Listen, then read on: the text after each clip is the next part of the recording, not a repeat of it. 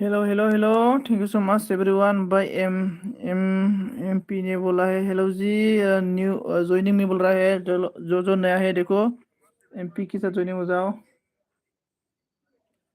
Please. कौन कौन like down 14 thank you so much MP like देने के लिए। Thank you so much. कौन कौन है प्लीज ज्वाइनिंग में। Hello hello hello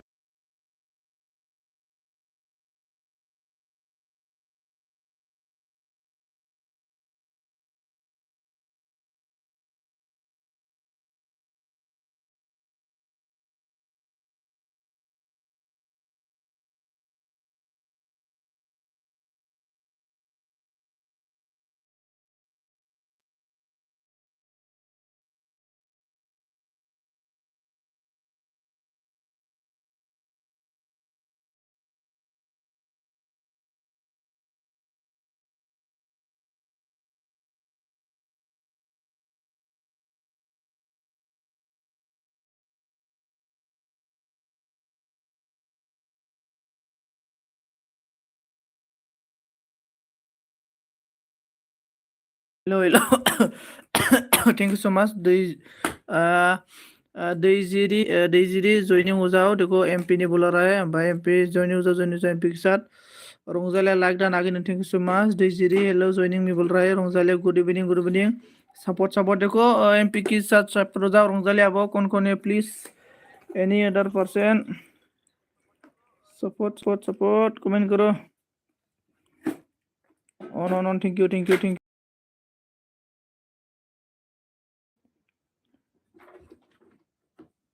thank you.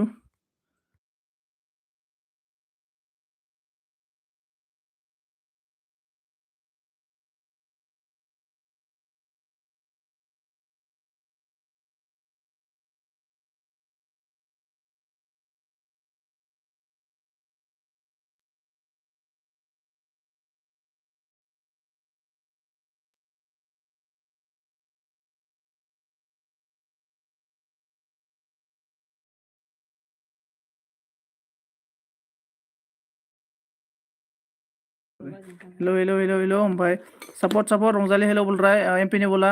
रंजाली रंजाली भाई ज्वाइन जाते दे प्लीज ज्वाइनिंग करो प्लीज बोल रहा है। रंजाली को मैं ब्लू देता हूँ। रुको, रंजाली को ब्लू दे दिया है और एमपी आपको भी मैं ब्लू दे दिया है। एक दूसरे के साथ बात करो और एक दूसरे के साथ फ्रेंड हो जाओ प्लीज प्लीज प्लीज।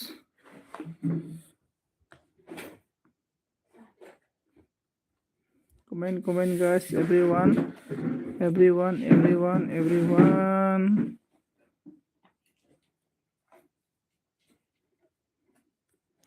रंजाली ज्वाइनिंग करो प्लीज बोला। रंजाली लोगो जादो। रंजाली किधर चला गया।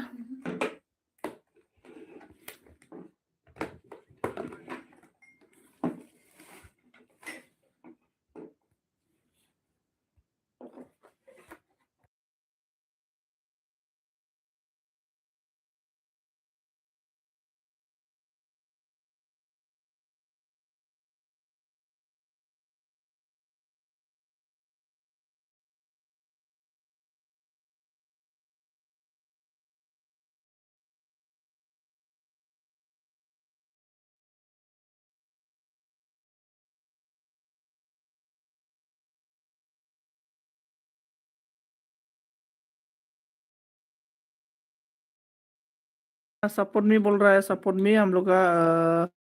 सपोर्ट में बोल रहा है support support support.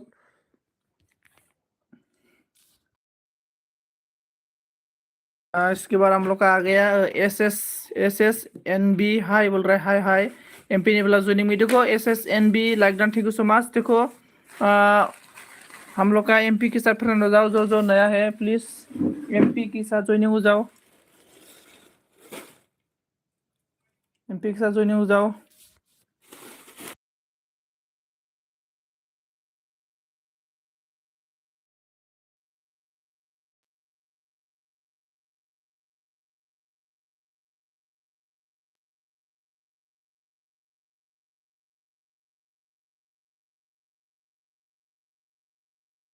Like done, thank you so much. Suma. B, SS, NB, friend जाओ इसके साथ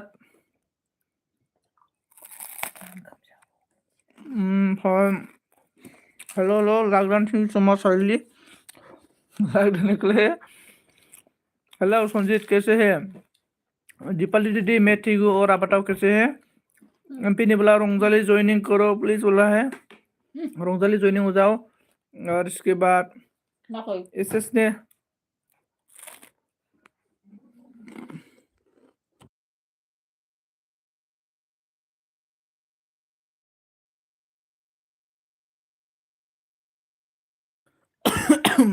माना बुंको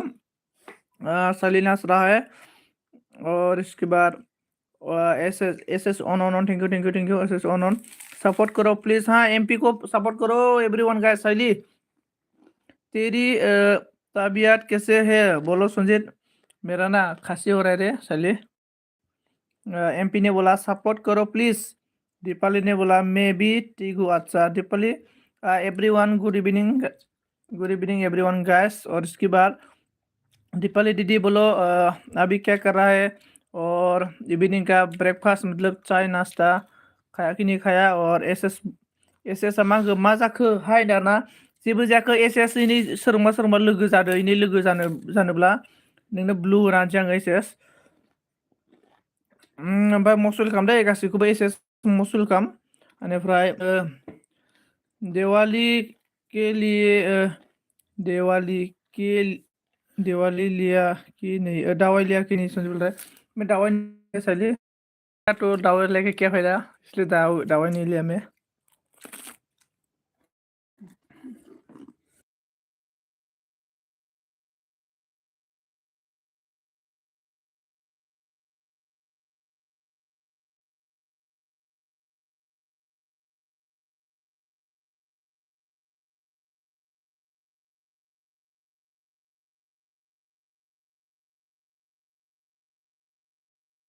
हेलो हेलो हेलो बेनिफ्राय क्यों नहीं खाता है हाँ साली मैं नहीं खाता हूँ रे भाई दीपाली ने बोला हम सी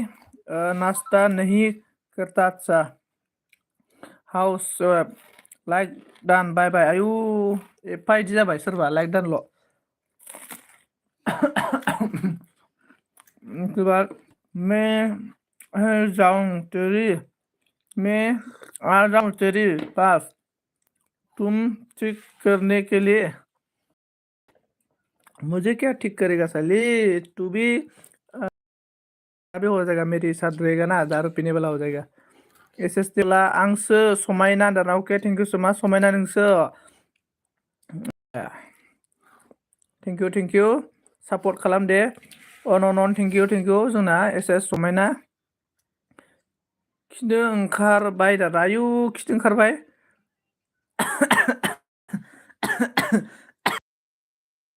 खिनो ओंखारबाय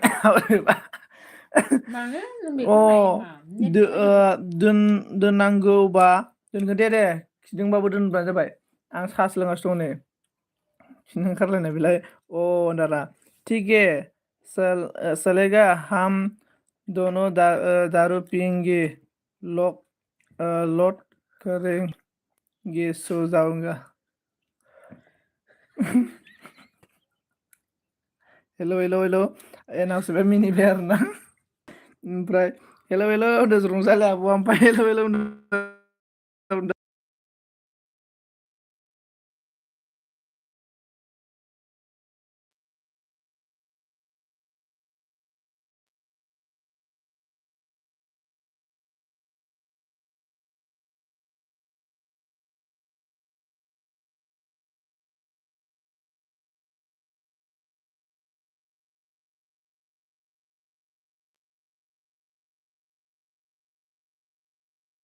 Habis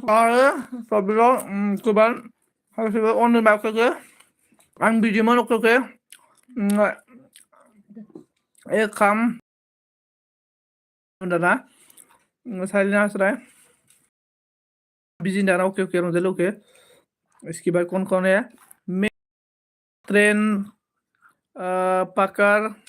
रहे हो आ रहा हूँ मैं आ जाओ चले जाओ आ जाओ आ जाओ रंजाली अन थैंक यू जोंना बडिस मैक्स ब्लग हाय ब्र नो हाय ब्र गुड इभिनिं ब्र मा खालामदों दे कमेन्ट खालामना खोन्थाहरदो दे एभ्रिवान गाइस कमेन्ट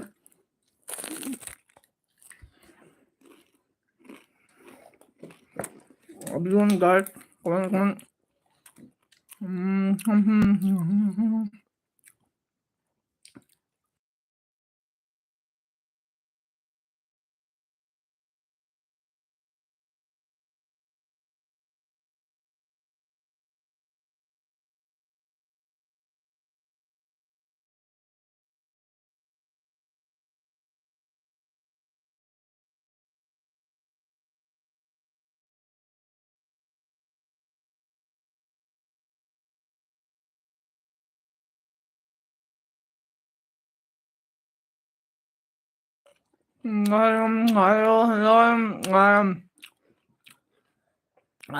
सामने क्या बोला क्या खाए तो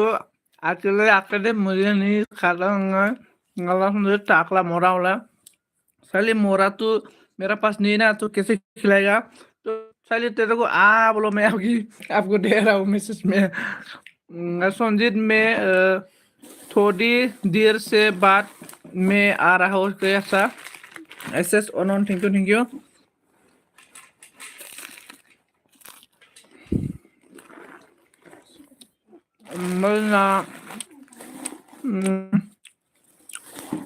Moody's Max on thank you everyone आंखौ जाय जायनो सापर्ट खालामो आंबो बेक सापर्ट खालामगोन दै आं खालामो आंबो खालामगोन ओमफ्राय कनकने प्लिज कमेन्ट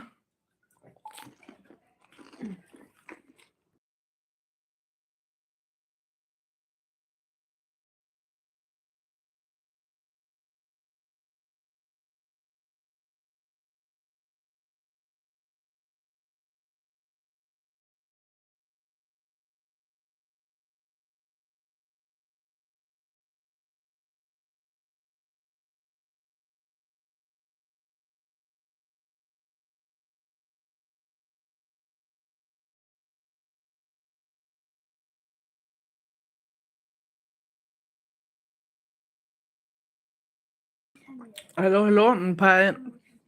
जोंना मडिस मेक्सआ गुड इभिनिं ओमफ्राय केजि फैबाय जोंना हाइ ब्र दासो सम मोनदों दाना अके आंबो दासो होखादों एमावा हेलौ दारना जोंना ओमफ्राय ओसबि होनदों सनजित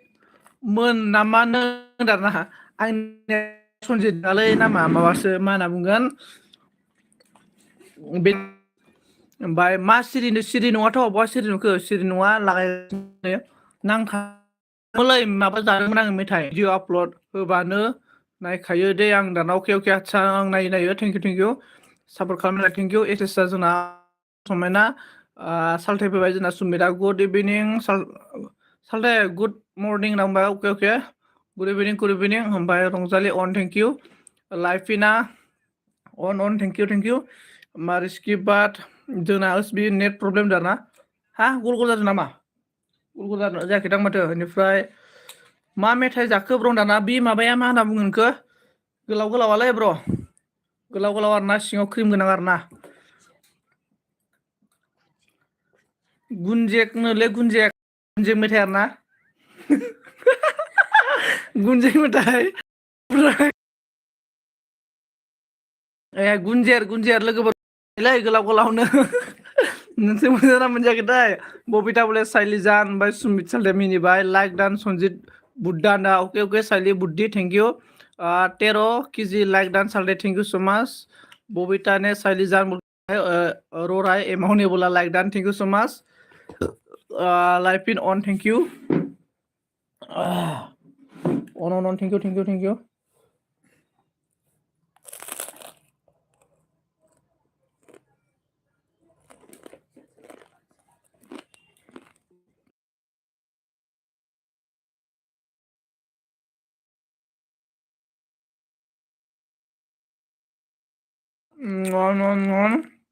ओमफ्राय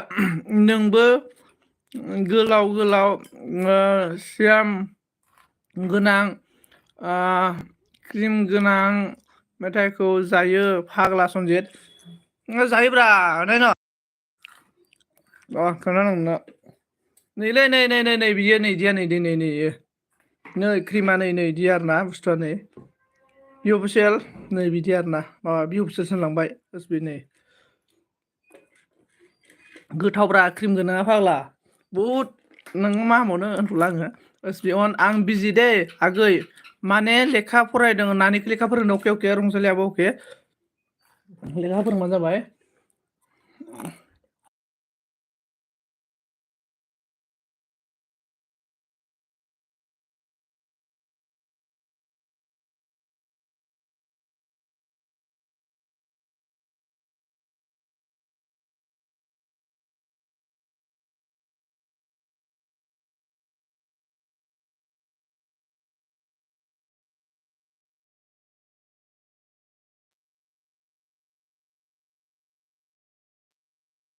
हेल' ओमफ्राय दे लागायनोसै कमेन्टफोरा लागाय कमेन्ट लागाय बुरजा जागोनलै नोंसोरजों जिं सिखि सिखि लिरनायसो जासिगोन माथो होनबासो ओमफ्राय जोंना मा होनना बुंखो आं बिजौके ओमफ्राय बबिता किदोर हेतु होनना बुंदों ओमफ्राय बे अन थेंकिउ साइलिजान मालुमनि बाला गैया उदैया अर एन बि सनजित गुनजेतजों अरखानो हायालै आंनि उदैखौ लहासो साइली जान किधर है तो साइली मालूम नहीं बबीता बात करो मेरे साथ हाँ बबीता हम लोग का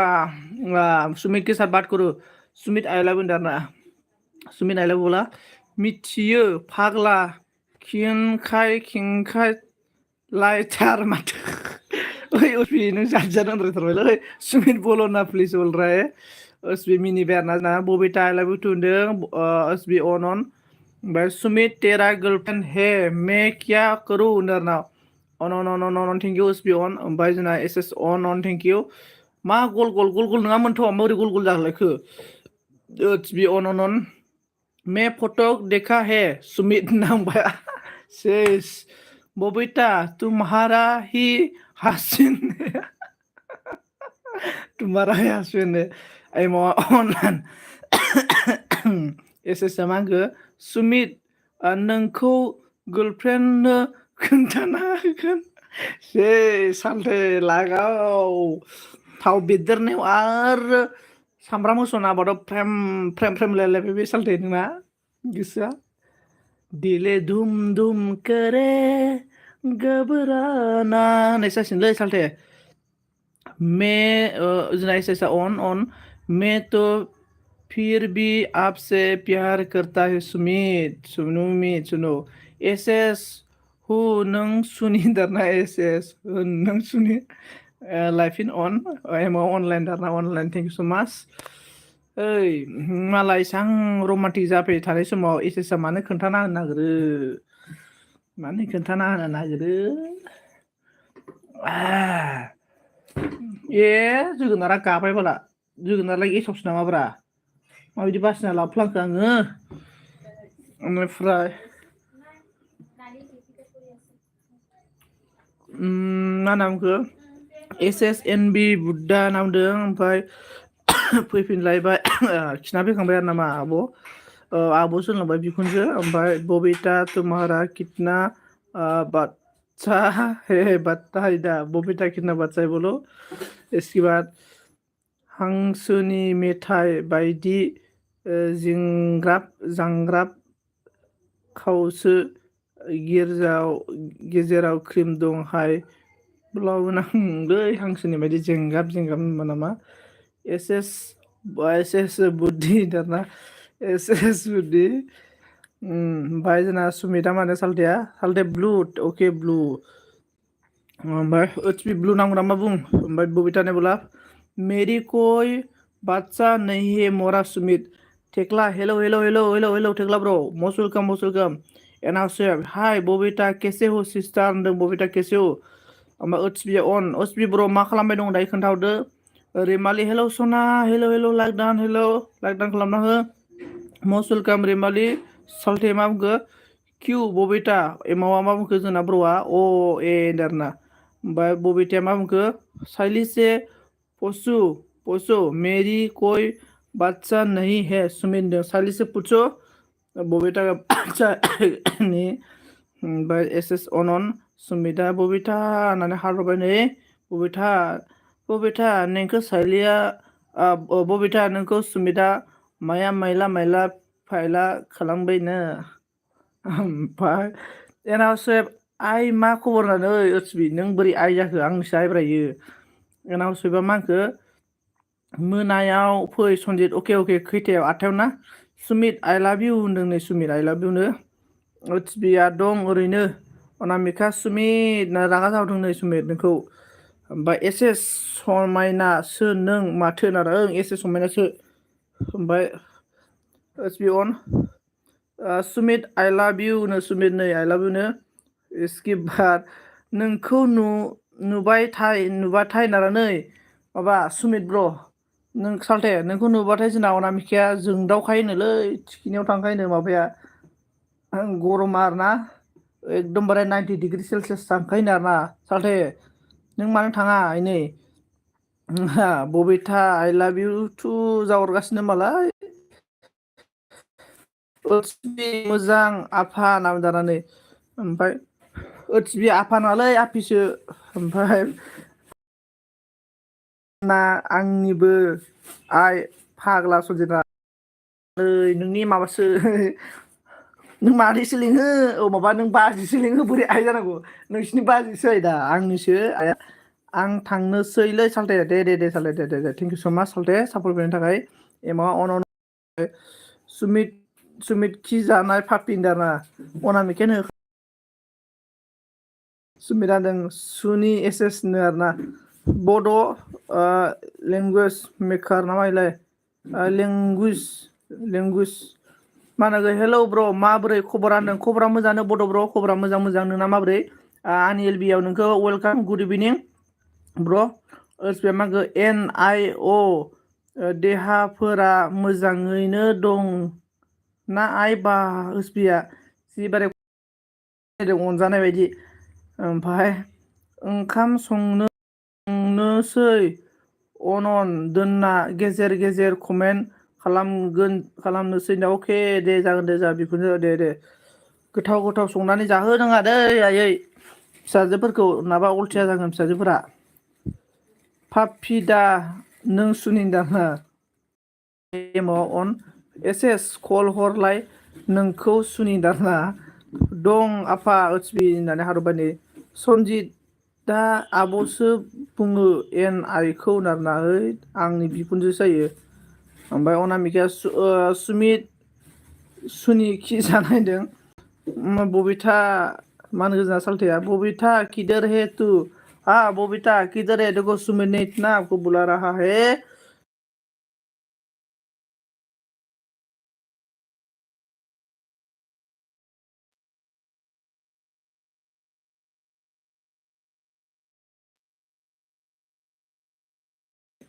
इसके बाद क्या बोला नोंहा हरनो हाया पापि नांबाय नै एनी अदर कमेन्ट साइली वापस आ गया on thank you so much Saili on thank you इसके बाद दे बिदिनो था NI सानैसो उनाव थांगासिनो दं आं साननैसोनि उनाव थांगासिनो दं होनदोंबा ओसबि बिदिसो होनबा नोङो ओसबिया गावनि एलबिआव थाङाबानो आंनियावबो फैयाला सिरिबाला आं माने ओसबि टाइम मोनैखायसो आं थाङाखैलै नोंनि एलबिआव आं माने दा साननैसो लोमजाबाय दंना मानसिया ओंखायनोसो थाङाखैमोन आं ओमफ्राय एसएसआ अन साइलिनि बोला अन सालथे अन सान्टु दाना अके सान्टु अके बेनिफ्राय एसएस सुनि नाम दंना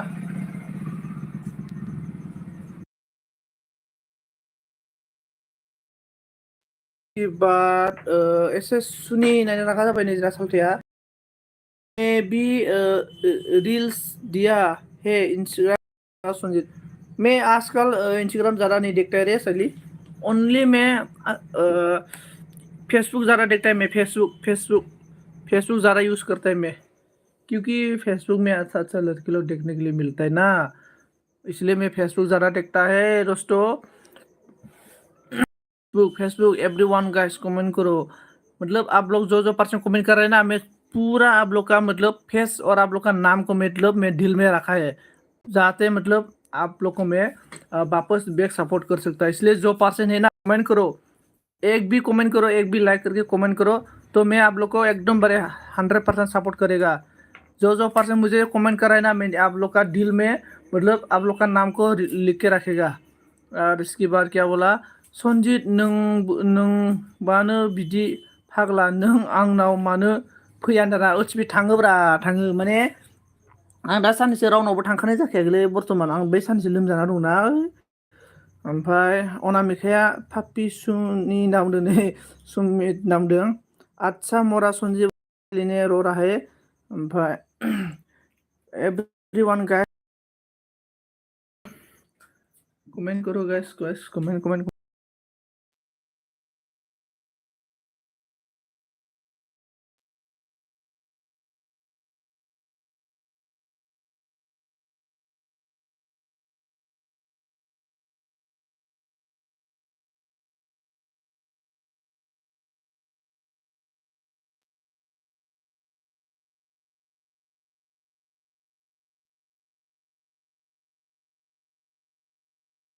ओमफ्राय अनन थेंक इउ थगायबाय खोमा फाग्ला सनजित दाना। ओइ माबा बे थगलायाखै, माबानाव सोंहर, एमाउन्टआव सोंहर, अनामिकानाव सोंहर, बेनिफ्राय सोर दंमोनलाय र' साइलेन्टआव सोंहर। आं माने मानसिया एसे बेमार जाना दङ। गेबसनाव सोंहर आरो माबाबो दंमोन, सोरबा दंमोनलै सोरनाव सोंहरलाय। आं माने गारामा दाबो बोरैबा मोनदोंलै, गगा मोनगोन बायदि, दा मोनायाव गगा मोननो हागौ बायदि मोनदों आङो। माथो सिरि जाखो? सिरि जायाखैथ', मा सिरि जानो, सिरि जायाखै सनाफोर रुफाफोर तामाफोर। ओइ उसबि, आं नोंनाव मोनसे कुइसन सोंगौमोनलै उसबि। हिन्जावफोरा माने सिख्लाफोरा सना होनना बुंनो हायो, गासै सेंग्राफोरखौनो बुंनो हायो, ओमफ्राय जेबो दाय जाया। ओमफ्राय बे सेंग्राफोरा सना बुंबा मानो दाय जायो जेनेबा? आंनो बिनि एन्सारखौ एसे खोन्थाहरलाय हायोबा, सोर हायो? अनामिका नों आंनियावसो नोजोर नामा हो? सुमिया नोजोर नामा? सेसलै सालथे, नों नोजोर नांसिगोन बायदि मोनो सालथे, नोजोर नांसिगोन नोजोर। ओमफ्राय नोजोर होननाय बुस्थु दानगारनायालै सालथे, केरेलानियाथ' खुमब्रा फिथाइजोंसो दानो, नोंथ' नुबाय खोमा सालथे। केरेलानिया खुमब्रा फिथाइजोंसो नोजोर उथायो। ओमफ्राय जोंना संगीता ने आ गया हंस रहा है। संगीता तू मेरा हेल्प में क्यों नहीं आ रहा है? Thank you so much Sangita ji, thank you most welcome Sangita. S on thank you. Pankaj Boro, hello Pankaj Boro, most welcome, thank you so much. मेरा एलबी में आपका स्वागत करता हूँ। खुलुमबाय एवरीवन गाइस। ओमफ्राय एस ऑन थैंक यू। मागो ओमफ्राय आं सोलानो आरो आंथ' माथो सामफ्रामबो डिउटियावनो थायो उपाय गैया उसबि, मावखानांगोन ना। दे जेबो नङा उसबि, मावबानो जाबाय, मोजां माव। आंबा नै हिन्जाव लानाय खोथा दङ ना उसबि, नोंहाबो। ओमफ्राय आरो मोनसे समावनो गासैबो होयो, सोर सासेनाव थांनो जायो? ओंलै दहायबो बिदिनो जादों, बा दहायो जोमाव एलबि दङ, मेक्सेलाबो एलबि होनो हाबाय, आरो शिबा जोंना नाबाजित बर' मा होनखो? हेलौ सनजित ब्र' मा खबर होनदों? नबजित बर' खबरा मोजाङानो। ओमफ्राय नोंना माबोरै खबर ब्रादार? आंना मोजां, गुड इभिनिं। ओमफ्राय जोंना नबजित बर', नोंखौ आंनि एलबिआव बरायना लाग्रोनाय जाबाय। जन बर',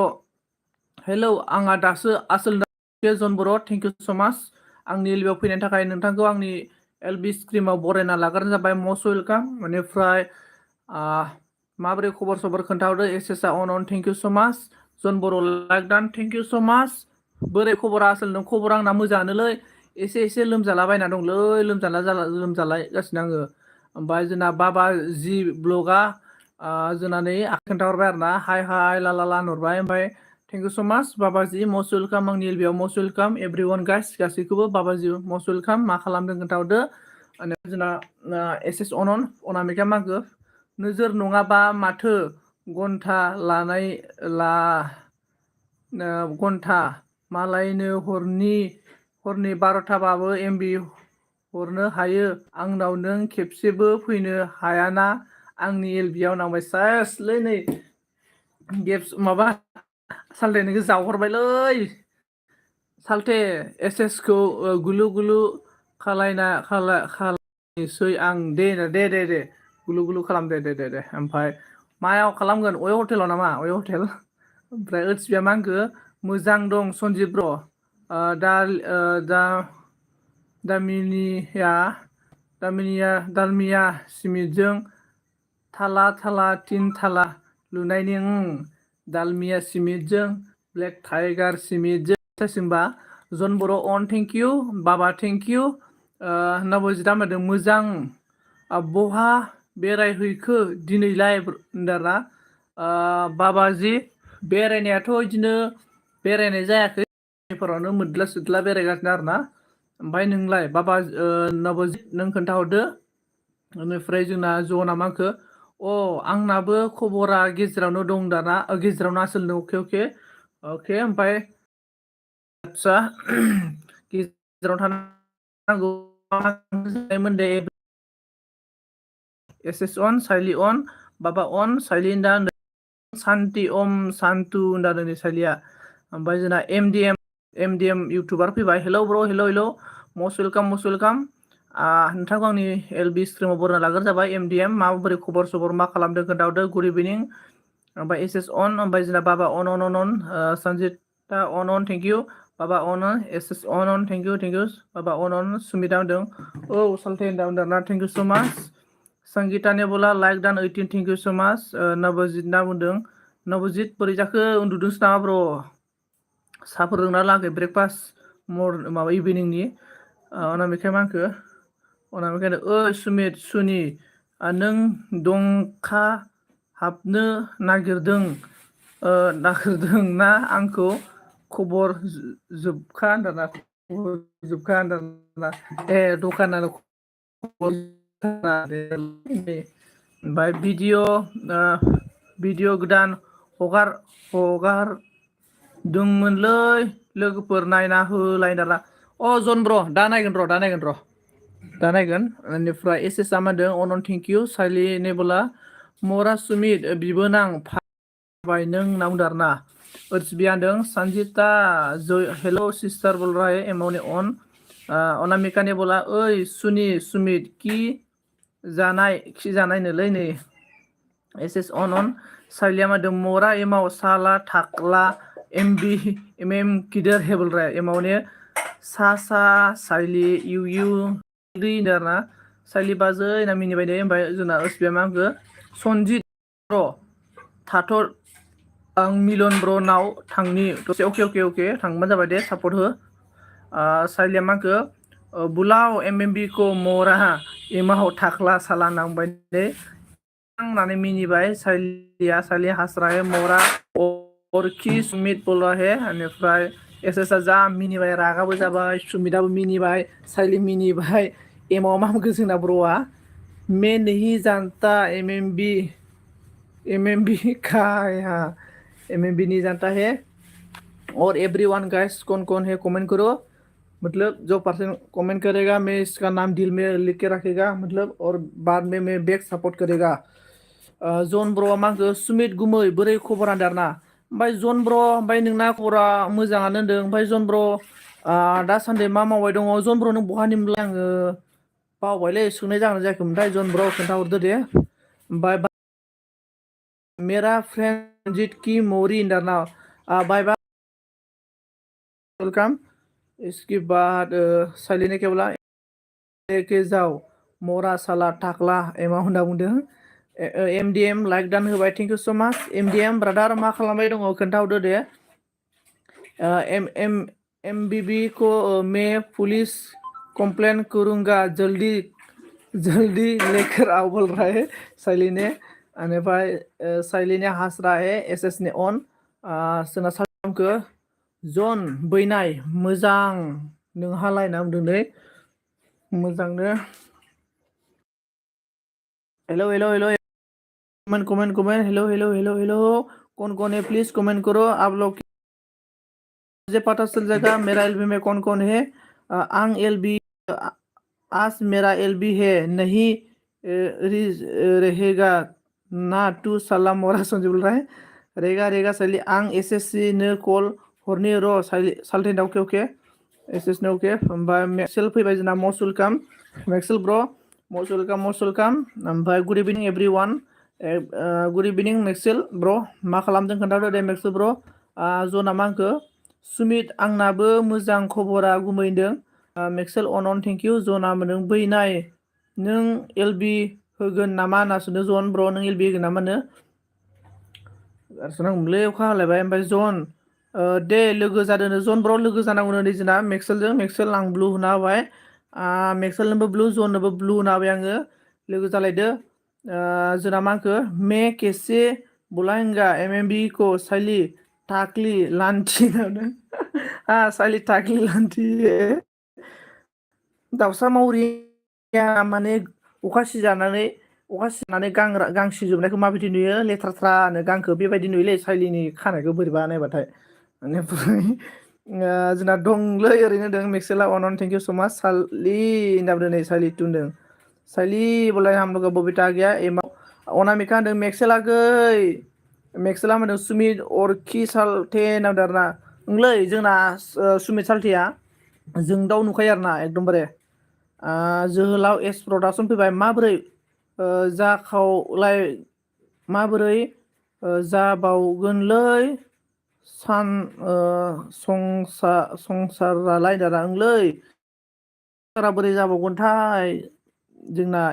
जोहोलाव एस प्रडाक्सन आदा बेनिफ्राय मस्ट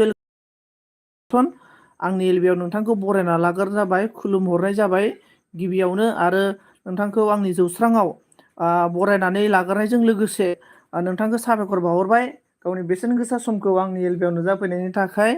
ओमफ्राय दायो जोहोलाव एस प्रडाक्सन माबोरै खबर सबर मा खालामो एसे बिबुंथि लाखिदो दे साइलिया मा होनखो साला एमाव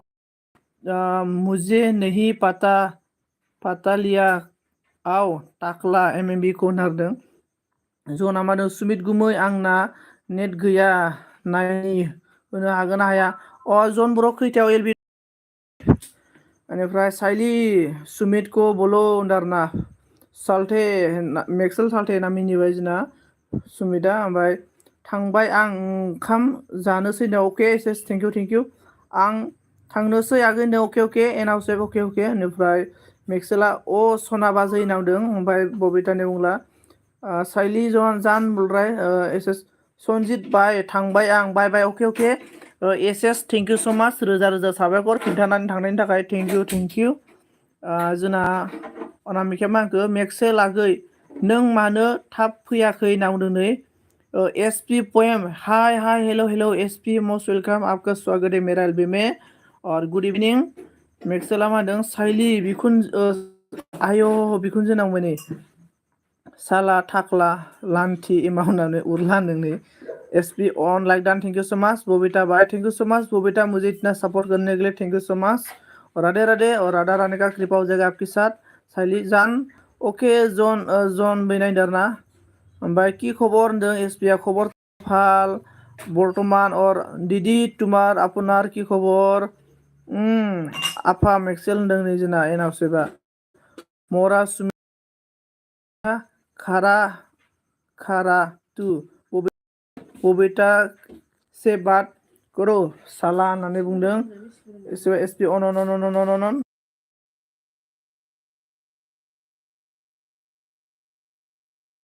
अनन थेंक इउ स्किबार एस पी नि ला बोला है बड' लेंगुवेज मेकारा मा होनखो हाय ब्र बहा दं दादा ब्र आङो गामियावनो दङ ब्र ओमफ्राय नोंलाय बहा दङ माबोरै ब्र खबर खोन्थादो दे बड' ब्र सुमिता होनदों बबिता हार्दिया है साइलिनि बोला रुखु मेरी जान मेक्से बोला आं थालआनो गैया बिशालनियावसो दंमोन साइली थांब्लासो थाल मोनना खिथु खारबोबाय आं दाना अके थेंक इउ स माच साइलिया होनदों सुमित नामदों अनामिका मोनो हनै मेक्सेल आगै सुमितआ आंखौ होनना बुंबाय नै गाबहरबाय जना माखौ मेक्सेल आं सापर्ट खालाम आंखौबो सापर्ट खालामदो होननानै मेक्सेल ब्र जना नोंखौ सापर्ट खालामबायनो ओमफ्राय नों सापर्ट खालामदो मेक्सेल ब्र सुमिता मा होनदों बबिता माइ सुइट हार होनदों एमडिएम ब्लु अके ब्लु एमडिएम ब्लु बाय खोनायाखै आङो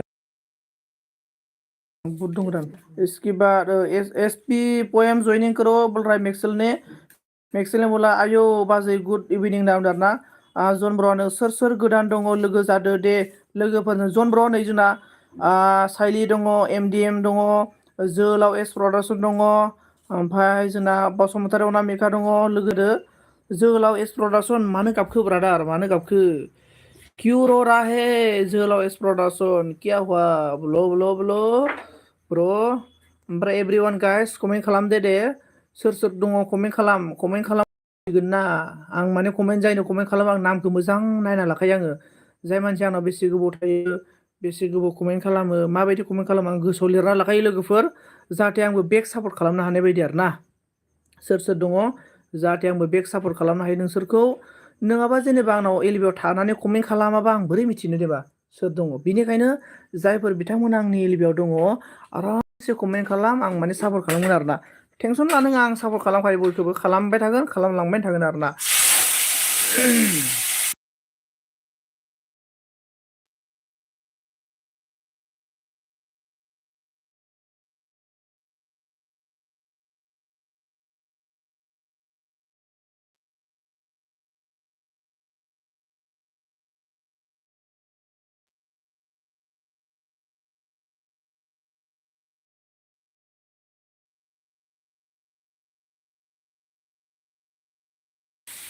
अन नेट कमेन्ट थाबथाबाय ना माखोब्रा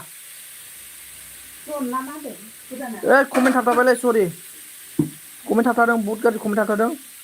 बेनिफ्राय हाउसेबा मा होदों दाबाव सनजित लाइक होफैखा मोनाया अके मेक्सेल अन थेंक इउ केजि मा होनदों ब्र लाइक दान थेंक इउ जन ब्र साब खालामाखैसो आरोना नै खालामगासिनो थेख्ला जोमा लान्थि टु किदार गायानो कमेन्ट थाबथादोंमोन बबिता हादियाए हेलो संजीत साइली बहुत लेवल मारता है रे रहा साइली मेरे से लेवल नहीं मार सकते मामगो BMM को कहा मिला अभी थाकली नाम दारना जोहोलाव लोगो जादों जोहोलाव नै केजिजों लोगो जा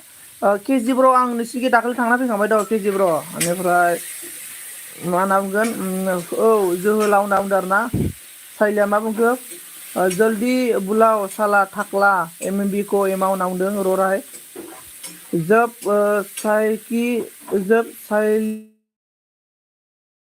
लाइव में आता है तो कमेंट पढ़ता है ना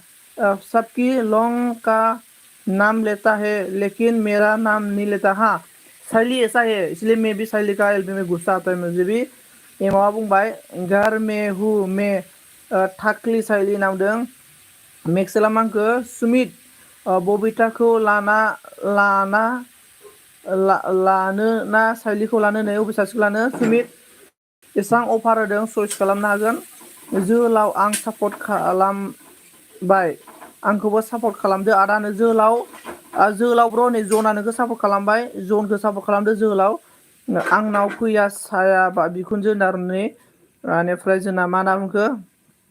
जोहोलाव नोंनो ब्लु बे आङो जोहोलाव नों लोगो जालायलाय सोर गोदान दङ अननानै लोगो जादों जोंना मा होनो जन ब्र ओइ अनामिकाजों लोगो जाना हो केजिजों लोगो जाना हो सोरबा गोदान दङ लोगो दंबा जयनिं जादों नै केजिजों लोगो जा केजि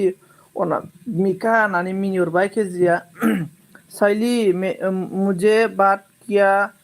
क्यों नहीं कर रहा है शैली बात करो मेक्सेल के साथ जोहोलाव ओके जन ब्र इस्लारी ब्लक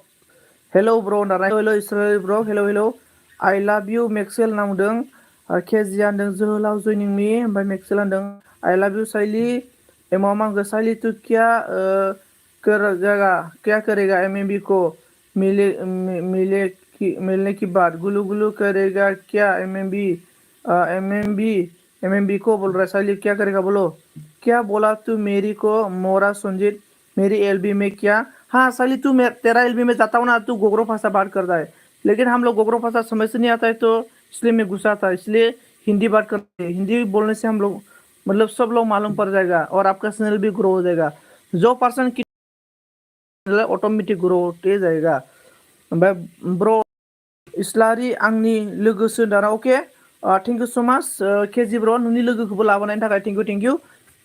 इस्लारि मस्ट वेलकाम नोंथांखौ आंनि एलबि स्ट्रिमाव बरायना लाग्रोनाय जाबाय। मस्ट वेलकाम निउ नामा निउबा जों साब खालामनानै कमेन्ट गारना गालां आं बे होगोन। ओमफ्राय सोर सोर गोदान दं अननानै लोगो खालामदो दिनै अनामिकाजों लोगो खालाम सोर सोर गोदान दङ। केजि ब्लग आं साब खालामबाय आंखौबो सापर्ट खालामदो केजिनिखौबो सापर्ट खालामबायनो जना जनजोंबो लोगो जादो। सालिनि बोला एमाव साला थाखला एमबी ने मेरी साथ गुलू गुलू करेगा करे धोखा दिया आप उससे मैं नहीं छोड़ेंगे बोल रहा है। केजि थेंक इउ जन नामदों। ओमफ्राय अनामिका मादों केजि माजों मा जाखो सुनि पापि नामदों नै जन आं अलरेडि फ्रेन्ड दंखायोनो जन नोंजों अलरेडि फ्रेन्ड दङ केजिया। ओमफ्राय जना अन बसुमतारी होनना मिनिबाय केजिया। ओमफ्राय साइलिया मा आइ लाभ इउ आइ लाभ इउ आइ लाभ इउ लाभ लट्स मरा सन्जि अके थेंक इउ सो माच लाभ इउ टू। ओमफ्राय केजिया मोनदों जन वेलकाम बोल रहा है। ओमफ्राय एवरी वन गाइस प्लीज कौन है कमेंट करो एवरी वन 13 लोग है जो मेरे से नया है ना प्लीज मेरा वीडियो मतलब फुल वॉच करके लॉन्ग वीडियो में कमेंट करो मैं भी बैक कर देगा। अच्छा नाम है मवा मेक्सला मांग साइली में बोला संजीत का एलबी मुझे मालूम नहीं था मैं खुद विशाल की एलबी में था जब साइली गया तब एलबी में पता चला आया बोला क्योंकि वो लोग बोला इतना लेट क्यों आया बोल के साइली समझा। हाँ साइली समझ में आई मैक्सेल ने क्या बोल रहा है। और मैक्सेल आंनि खि जानायदो ओमफ्राय एमडीएम अन थेंक इउ बसुमतारी नारा जाबाय नै केजिया अभी समझ नहीं आया साइली ओ साइली ओ मैक्सेल ने क्या बोला मैक्सेल ने बोला कि मैक्सेल ने विशाल का एल्बम में था लेकिन साइली जब मेरा एल्बम में आया ना तो मैक्सेल को पता चल गया और इसके साथ साथ आपका पीछे पीछे मैक्सेल ने मेरा एल्बम में आया ये बात बोल रहा है। साइली समझ में आया कि नहीं आया। ओमफ्राय जना मांगो थाथ' आसोल आं थांनोसै अके जन ब्र ओमफ्राय एलबिया खैथायाव दङ जन ब्र एसे खोन्थालांदो बेनिफ्राय भिडिअफोरखौ नायना होब्रा आंनिखौ लोगोफोर आंबो नायना होगोन जाय आंनि भिडिअ नायनानै कमेन्ट खालामो आंबो बे कमेन्ट खालामनायखाय दै। ओमफ्राय साइली सन्जित आं जन बर'खौ साब खालामबाय दार अके जन बर'आबो नोंखौ साब खालामबायनो थेंक इउ स' माच। बेनिफ्राय इसराइला मादों खाना खालियान बोल रहा है मैं इसराइल ब्लॉग में खाना नहीं खाया अभी तक खाना बना रहा है। केजिया मा गोबो दाखालि ना कमेन्ट या ना केजि ब्र नोंसोरथ' भाइरेल जासिगोनलै भाइरेल मेन अनामिकाजों नोंजों बेनिफ्राय भाइरेल मेन जाबाथ' नोंसोरो एकदमबारे पपुलार जासिगोन खोमा आरोना। ओमफ्राय साइलिया मागो पाता नहीं मैक्सेल नामदों मैक्सेला मागो जोहोलाव साबधान साब बेग मी जोहोलाव नै साब खालामदो मैक्सेलखौबो ब्र। साइलिया मा होनदों आदसा मैक्सेल अके नामदारना केजिया मा होनदों मैक्सेल जयनिं मी होनदों जोंना बसुमतारी अनामिका जोहोलावखौबो लोगो खालाम जोहोलाव बेग होगोन जोहोलाव आंनि बेस्ट फ्रेन्डखा लोगोफोर। बेनिफ्राय अनामिकाया मा बुंखो दाखालै नों आंनि खि जानाया बावबायनारनो मैक्सेला मा होनखो तुमको नहीं मुझे बोला साइली फागली लेट बोल के नरना साइली क्यों समझ में नहीं आता साइली को मतलब मेंटल हॉस्पिटल में एक दिन लेके जाना पड़ेगा। साइली पैसा जुगाड़ करो हाथ बीजी थोड़ा मांग लो 1 लाख जैसा और मिक्सेल और मेंटल हॉस्पिटल लेके जाएगा और टेंशन लेना नहीं चाहिए इसके बाद अच्छा हो जाएगा। मेंटल वगैरह हम लोग पूरा चेक करेगा। केजी ने बोला केजि जयनिं खासो आंजों दा केजि जयनिं खासो नै मेक्सेलजों ओमफ्राय केजिया मा होनखो नोंनो अनामिका बिमा गोदान सोरनाव दाना अनामिका बिमा गोदाव सोराव दारना अनामिकाया बांद्राय माबाद्रायलै मानसिया गरमद्राय ना बेनिफ्राय ओंखायनो इदि जादों बायदि मोनदां आइदै ओमफ्राय केजिया मागो थें मेक्सेल ब्र नांदोंना ओमफ्राय मन्दिरा गुड इभिनिं आदा मेक्सेला मागो थेंक यू समझ ने के लिए साइलिया समझ में गया साइली को मेक्सेला वेलकाम केजि होनदों मेक्सेला मांखो अनामिका बाजै ओंखाम संबाय होनदों नै ओंखाम संबायना सङाखैनो अनामिका बाजै खोन्थाहरदो ओमफ्राय जोहोलाव एस प्रडाक्सना सोरखौबा लोगो खालामखांबाय नामा मरा सन्जित टू मेरे को गुलू गुलू करके बुल गया साला टाकला वाला साइली मोरा तेरे को मैं गुलू गुलू सपना में क्या होगा साइली का आंखें डबल हो गया होगा डबल इसलिए ऐसा हो गया होगा साइली जोहोलाव दंना गैया जाखो जोहोलाव दं खोमा मानो गैया जानो दङ बियो फंबाय सोरबा माबा खालामदों खोमा लोगो खालामदों खोमा केजिया होनदों सोर मा ओंख्रि होनदों जोंनाथ' ओंख्रिया जायाखैलै संगासिनो दंसो मा संखोथाय साइलि ररा है ओमफ्राय मन्दिरा मोसाहारि लाइक डान thank you so much like welcome मन्दिरा ओमफ्राय जोंना केजिया मागो साइलि थख्लि दाना साइलि थख्लि थैनो रोङै साइलि ओमफ्राय एमडिएमआ अन थेंक इउ सो माच एमडिएम ब्र मा खालामबाय दं एमडिएम ब्र खोन्थाहरदो अनामिका मा ओंख्रि अनामिका मागो संबाय आगै जेबो गैया बाथुर बाथोन सोरदाना मा बाथुर बाथोनलै बेलाय आं बाथुर बाथोन मोनजायाखैलै लोगोफोर नोंसोर मोनजाबाय नामा बाथुर बाथोन खोन्थाहर दे सोर बाथुर बाथोन मोनजाखो ओमफ्राय केजिया मागो जोहोलाव नों आंजों लोगो जायाखै दाना जोहोलावा लोगो जागोन र' थांनो खोमा बारा एसेबां स्मार्ट जाथ'वाखैना ओमफ्राय साइलि अन जोंना दि बसुमतारी आदा मा ओंख्रि जाखो होनदों जोंना जाथ'वाखै संगासिनो दंसो दि बसुमतारी आं मोनसे रिल्स आगारदोंमोनलै दिनै लोगोफोर एसे 9 खालामना होदोब्रा अननानै 1K खालामना होलाय भिउखौ एमाव मा अच्छा हुआ हे साइली तुम लंकी नाम होनदोंना ए नंगौ नामा बाजै होनदों मेक्सेला साइली ने बोला बोलो सन्जय बोल रहा है क्या बोलना है साइली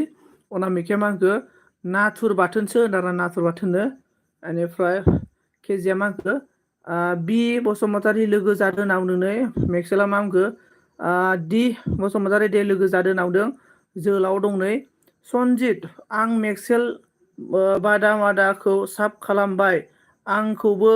खालामनो होदों दारा मेक्सेल ब्र'आ नोंखौ खालामखाबायनो जोहोलाव दहायनो बुंबायो मेक्सेला खालामबायनो ओमफ्राय मेक्सेल नोंखौ खालामबायनो नैजिना जोहोलावा अनामिकाया मा होनखो जोहोलाव साबधान आगैदों जोहोलाव नोंखौ अनामिकाया साब खालामबायनो नै बसुमतारी अनामिकाखौबो साब खालामहैदो नै अनामिकाखौबो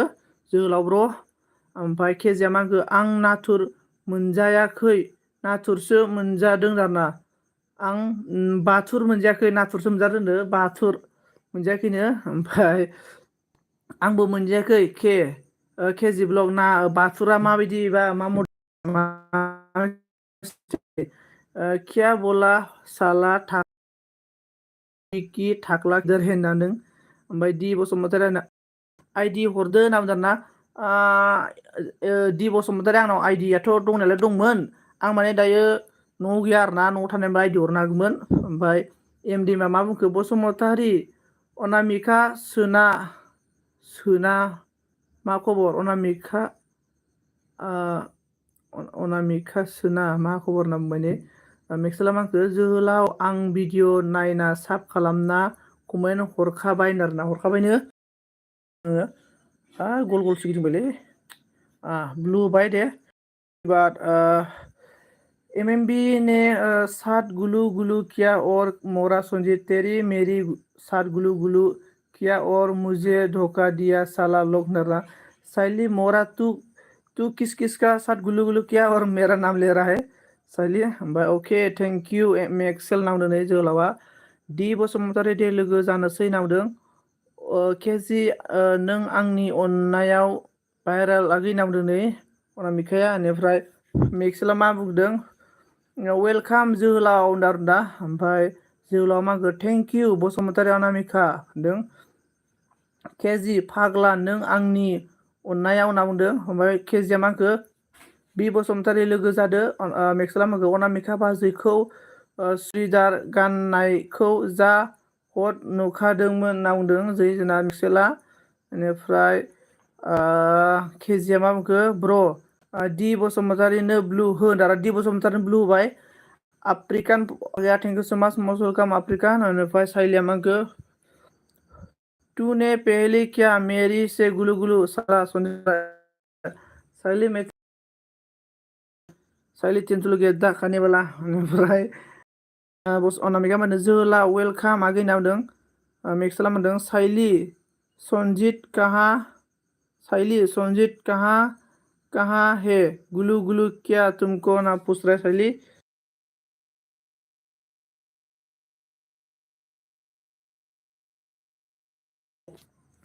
ओमफ्राय जोंना मेक्सेला ओमफ्राय मा नामखो केजि मा अननायनि थाखायनो बसुमतारी भाइराल नांगौ आरोना ओमफ्राय डि बसुमतारी मा होनखो केजि ब्लग आदा आं नोंखौ लोगो खालामबाय नामदारानि लोगो खालामबायनो ओमफ्राय एभरिवान गाइस कौन ने प्लिज कमेंट कर दो मेरी से बेनिफ्राय थेंक यू डि बसुमतारी नाम बुंदों केजिया संजीत की घर पे क्या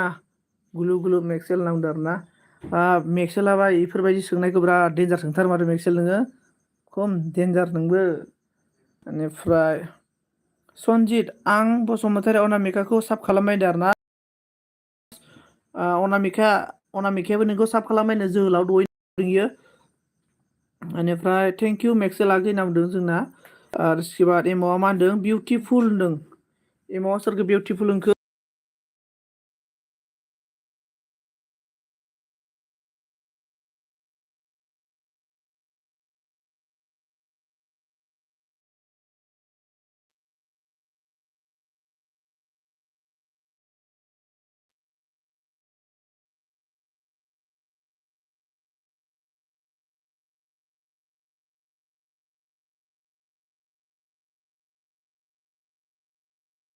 और इसके बाद ओंखायनोथ' सर्बनाश साइली टप कुछ खारेब थाप देखने दीने वाला है केजिया माखो डि बसुमतारी रिटार्न साबधान कमेन्ट चेक नांदों डि बसुमतारी मेक्सेला माखो डि बसुमतारी लोगो जाबाय ना नांदों बेनिफ्राय एम'आ मा होनदों अन एमडि मा बुंदों सनजित आं थांनोसै दे एलबि होनो सोलोंनि अके ब्र'ना अके एलबि होनो सोलोंबानो जाबाय अके बेनिफ्राय अके बेनिफ्राय ओके इसके बाद कमेन्ट बेनिफ्राय सोलों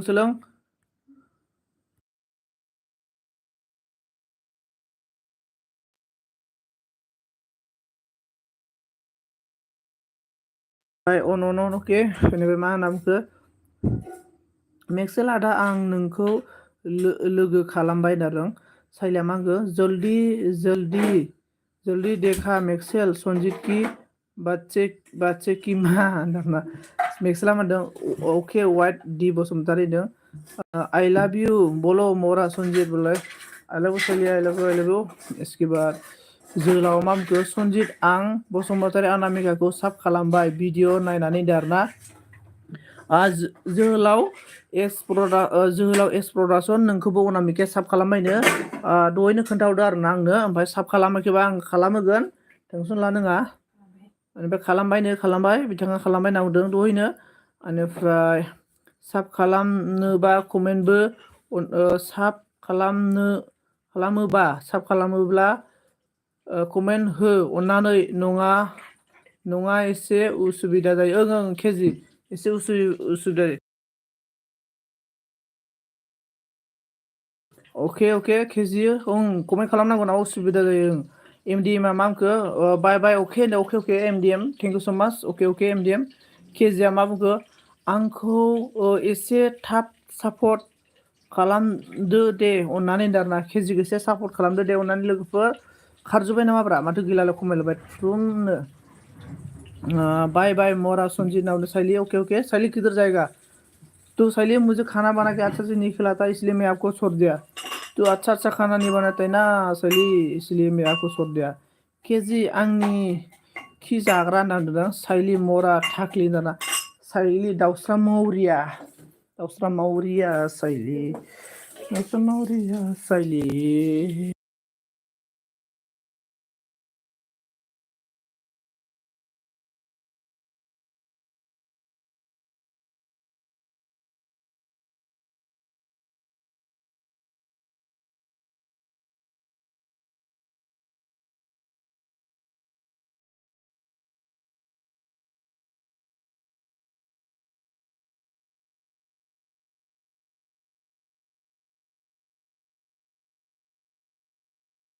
बेनिफ्राय जोंना मा होनना बुंखो साइली मरा थाख्लि बसुमतारी भाइराल नाम दोनै मिनिबाय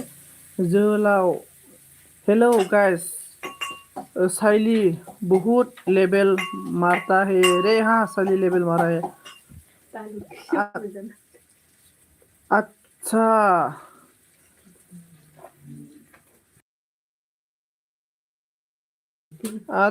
अच्छा तेरी तिंदुलू अच्छा नहीं है इसलिए मैं तुझे छोड़ दिया साला टेकला संजय अच्छा साली ओके अच्छा साली अच्छा हाँ तुम मुझे छोड़ दिया ना और आज से मतलब मुझे परेशान मत करो ओके साली डिपोज डिपोज किया है मैं सभी के साथ सभी सुना है कि नहीं सुना दोस्तों सभी लोग सुन सुन लो साइली और मैं आज से ब्रेकअप कभी साइली मेरा लाइफ मेरा जिंदगी में नहीं आएगा और मैं भी साइली का जिंदगी में नहीं आएगा ओनली एक ही कंडीशन है साइली का एल्बम में मैं जा सकता है और मेरा एल्बम में साइली आ सकता है और बाकी कुछ भी रिलेशन नहीं है आज से बन मेक्सेला मा बुंखो डी बसुमतारी लोगो खालामबाय कमेन्ट हरबाय दे ब्र भिडिअ नायना होनदोंलै जोहोलाव मा बुंखो इसलिए साइली का एलबी में नहीं साइली में आने को मुझे इच्छा नहीं होता है क्योंकि मेरी नाम नहीं लेता है वो बोलाता है मेरा नाम लंबा है हाँ बोला था हाँ इसलिए तो ऐसा है साइलिन साइलिना मतलब जो मतलब अच्छा अच्छा इसको नाम लेता है ना इसलिए ऐसा हो रहा होगा साइली सुनो क्या बोल रहा है ऐसा होने कैसा चैनल ग्रो होगा के जानदों ब्र इन्टारेस्टिं जादों लागावना हो बे साइलिखौ रायनाया ओमफ्राय मिजिं राम मोसाहारि हेलौ सन्जित आं एमडिएम इउटुबारनि ID thank you so much एमडिएम मिजिं थेंक इउ मस्ट वेलकाम बेनिफ्राय मस्ट वेलकाम केजि नोंखौ आं दालि गोथाव मोनो होननायखाय दालि जाग्रायाव दोनहरनो नागिरदोंमोन दांदों नै दालि जाहोनो नागिरदोंमोन नोंखौ एमावा अन केजि आन्दों मिजिं जयनिंनि एमडिएमआ अके नामदारना thank you so much MDM thank U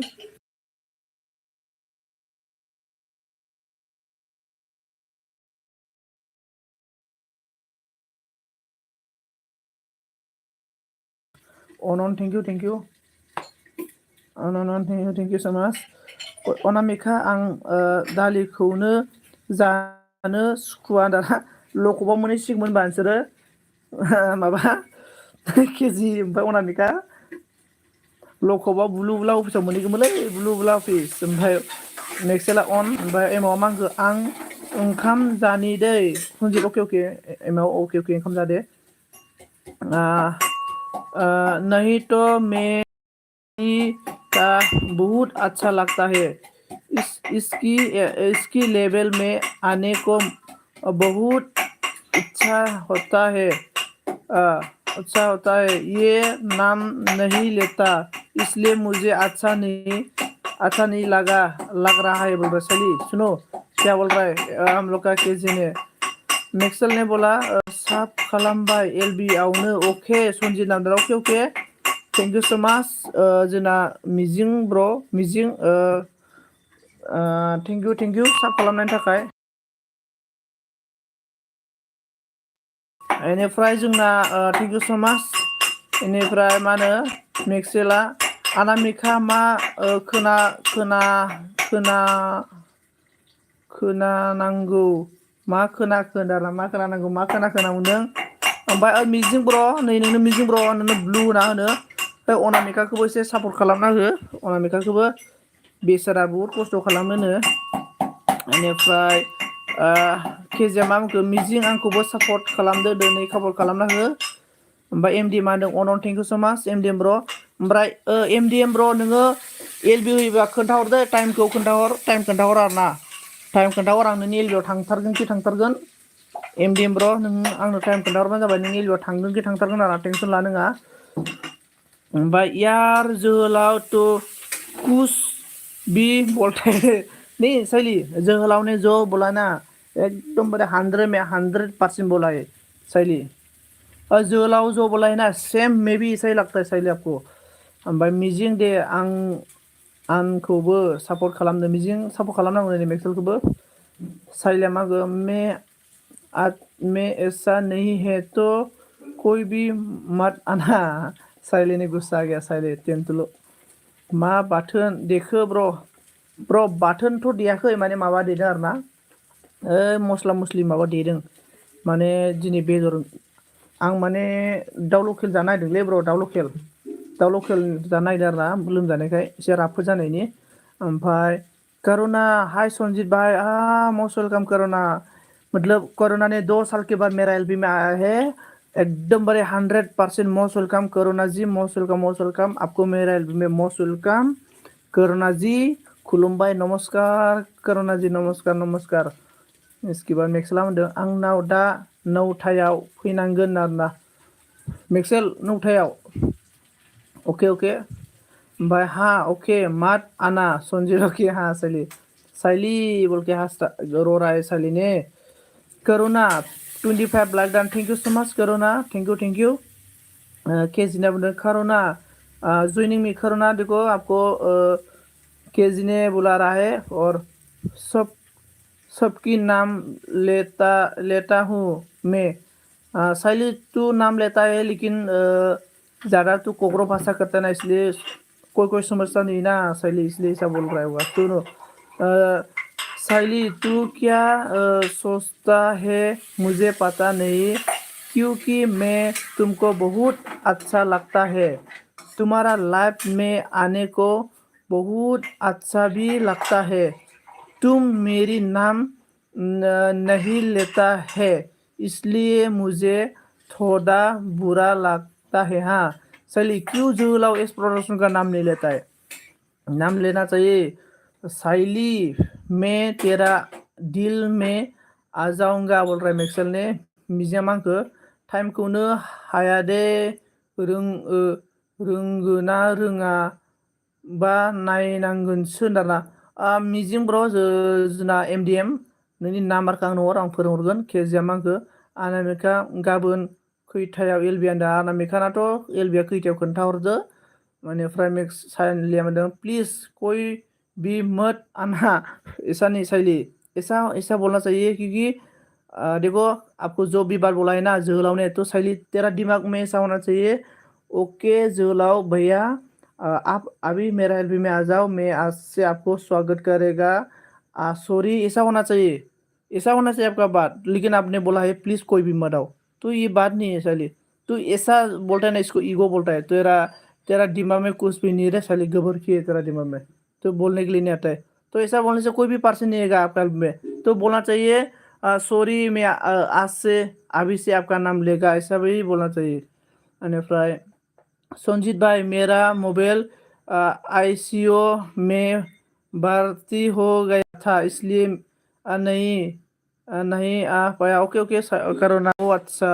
okay सैली corona thank you so much भाई दिल में भी नहीं आना ना क्या सैली होनदों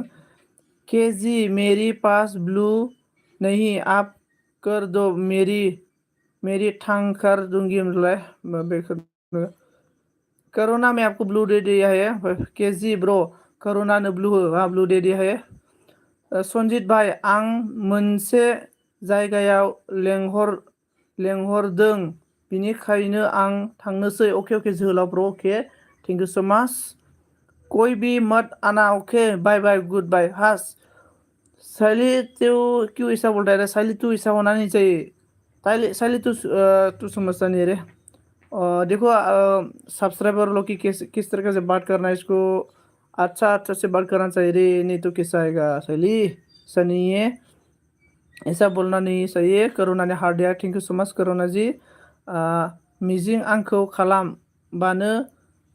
जागोन दे केजि खालामनाया आरोना ओमफ्राय केजामा गोसाइली क्या हुआ मुझे झूठ बोला ना झूठ बोलना पसंद नहीं साइली क्या झूठ बोला तेरे को बोलो भाई साइली तू शर्मिली थोड़ी से नाटम थोड़ा सा हंस मत पागली प्यार हो जाएगा साइली संजीत प्यार नहीं करता तू मेरी तरह से आई लव यू साइली बोला हाँ साइली देखो मैक्सल के साथ प्यार करो मैंने उसका नाम लिया है मेरी एलबी में झूठ बोलाना वाला पसंद नहीं है साली ये पर्सन कभी झूठ नहीं बोलता है और जो एक्स प्रोडक्शन है ना ये मतलब इतना भद्र है मतलब मेरा ही ब्रदर है साली ये कभी झूठ नहीं बोलता है और साली तू उस दिन भी मेरा नाम नहीं लिया था रे साली मैं गुस्सा होके तेरा एलबी से भागा के आया था तो सुमी ने मुझे बार बार कॉल करके ही मैं आपका एलबी में गया था साली तू झूठ बोल के कोई फायदा नहीं है आंना 10 बाजियाव आरो बेलासिनि 4:30आवनो आरोना इसके बाद अनामिका बिदि जायो गोसोआ नांदों नै तू समझता नहीं संजीत हाँ साइली में समझता नहीं हो बेनिफ्राय आंना मबाइलाव गंनै जाबाय मैया सोरसां फन नाम्बार लाबाय आरोना अके अके आरो खावसे हरबावदो स्क्रिनशट लाबाय आङो बेनिफ्राय आं गाबोन ओंखारहैगोन बाजै अनामिका बिमा होनदों अनामिका होननानै हादरबाय सालिनो रराय जों सानैजों मोनसेयानोखा केजि ओमफ्राय एमडि माबाखौ S24 सामसुं आरोना अके ओमफ्राय नाम्बारा हरजोबदो जे एमडिएम नाम्बारखौ खावसेल' मोनबाय थांलाय थेंक इउ लाबाय मेक्सेल होनदों थेंक्स इउ लाबाय मेक्सेलनो थेंक्स केजियामाखौ जाबाय दे अनामिका आरोना इसके बाद हेलौ हेलौ टी नाम्बारा नै जोंना बिबार सोलांबाय माबाया B Basumatary welcome welcome must welcome ओमफ्राय अनामिका ना हाउट लाबाय ओमफ्राय ओके टू अच्छा में बोरिं लगती है बोल रहा है केजियामाखौ बि बसुमतारी वेलकाम नों बि बसुमतारी आं लुलुलु मुसुरदो आरोना बसुमतारिया आंनाव माखौ केजि आगै गाबोन फै आइडि मोनगोन नामदो आरोना बिदि ओमफ्राय केजि बि बसुमतारा माय केजि सोर लोगो जाखो ओमफ्राय केजियामाखौ जागोन बाजै सम मोनबा थांगोन गाबोन भटबो दङ आरोना भटबो दं ने केजि ओमफ्राय बसुमतारी मामखौ बिबारि फाग्लिखौसो गोसोखांबाय नों संजीत नोंहालाय नोंनि नामखौ बिराद बिबारि होनब्ला आरोना गाबो लुलुलु होनना बुंबाय केजि ब्लग दे लोगो जानो केजि ब्लग नै जोंना बि बसुमतारिजों लोगो जा बि बसुमतारी अनामिकानि एलबियाव फैनांगौनो अनामिका आइडि हरगोननो आइडि खुलिदोनो अनामिका दिनै बेसेबांबा आइडि खुलिदोनो आंनो दहाय खोन्थाहरदो आरोना गाबोन फै अनामिकानि एलबियाव आइडि मोनलांगोनबो बेनिफ्राय गाबोन जाय आंनाव फैगोन बेनो आइडि मोनगोन लोगोफोरनो नै जायनो आइडि फैयो बेनो अनामिकानिफ्राय आइडि मोनगोननो गाबोन ओमफ्राय टिनटुलु मोनसे मानसि नोंलाय दाना टुनटुलु मोनसे नोंलाय दारा टुनटुलु मोनसे नामा बि बसुमतारिया बारे बि बसुमतारि मा होखोलै आं सुद्रायबायलै बि बसुमतारि आङो माने एकदमबारे माबाबाय आरोना उद्रायबाय आङो सुद्रायना इफोराव गैला आङो ओमफ्राय टिनटुलुआव गैला आङो ओमफ्राय सनजित ब्र अनामिका बिमाखौ गदाय लानोसै आं दाना अके अके केजि ब्र गदाय अके मा नांगौ आं माबा होनसै होनबालाय मा होनना बुंगोन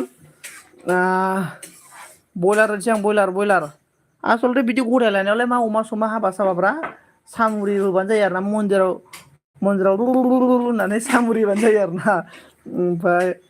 बि बसुमतारी अके दाना जोंना मिजिङा मा होनखो दहाय LB आव साब खालामहरगोन गाइस दाना LB आव साब खालामहरगोन अके बेनिफ्राय जोंना बि बसुमतारी माने केजि लोगोखा दे आंजों दारदों ओमफ्राय मिजिङा on thank you so' much अन थानायनि थाखाय एभ्रि वान गाइस सोर सोर दङ कमेन्ट खालामदो बेनिफ्राय जोंना एभ्रि वान गाइस सोर सोर दङ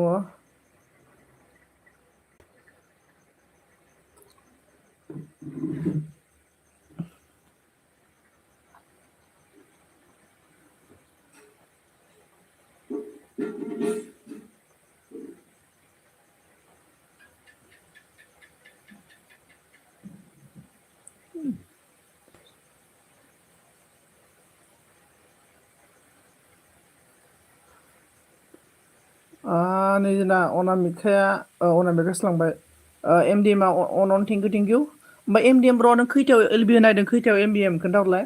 ओमफ्राय जोंना बि बसुमतारीया जोंना मुसुरबाय आरो ना ओमफ्राय मिजिङा अनल' दे अके लाइफिना on thank you so' much अन थानायनि थाखाय बेनिफ्राय जोंना केजिया मा होनखो बि बसुमतारी साब खालामबाय कमेन्ट चेक बिशाल ब्लग होनना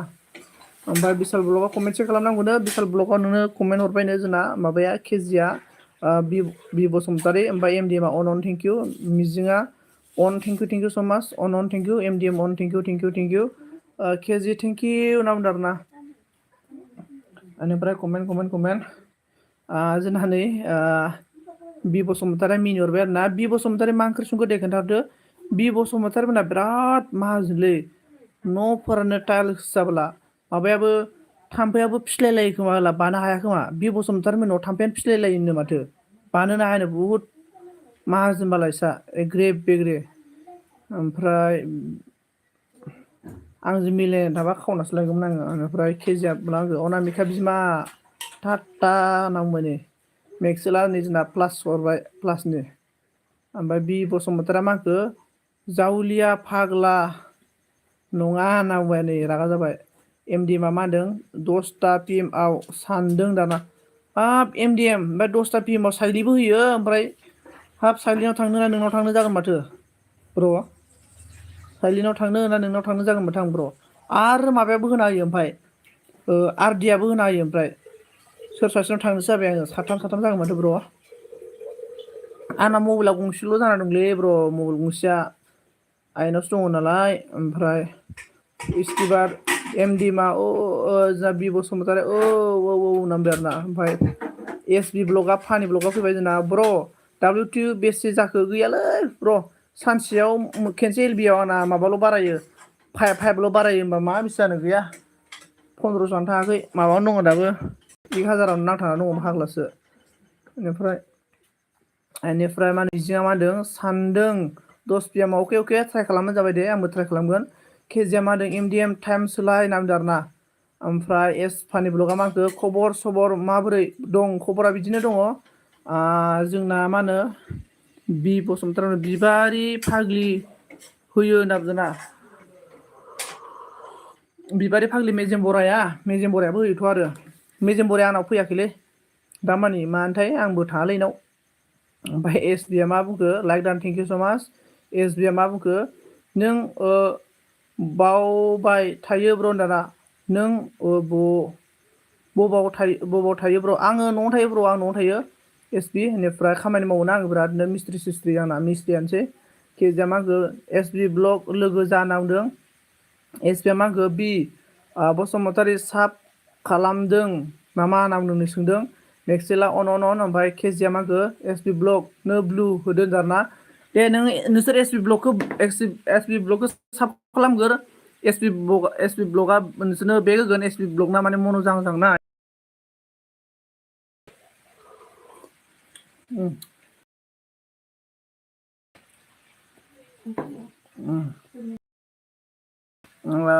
आयौ दाबो सनजितआ WT एफा इसेल' आंना एसेल' थालाय आंना दाबो थैमोन बाराया आं इब्लिकनो मा होयो आंनि इलबो मानसिफोरा फैयाबा नों फैयाबा एसे नुना 30 मिनिटल' होगोन अके जायो 30 मिनिटबा जायो केजि आगै थांबाय नामा नों बि बसुमतारी दहाय नोंनि भिडिअ नायदोंमोन आं नों कमेन्ट हरदोंना मोनाखै आब' होननानै कमेन्ट मोनाखैनो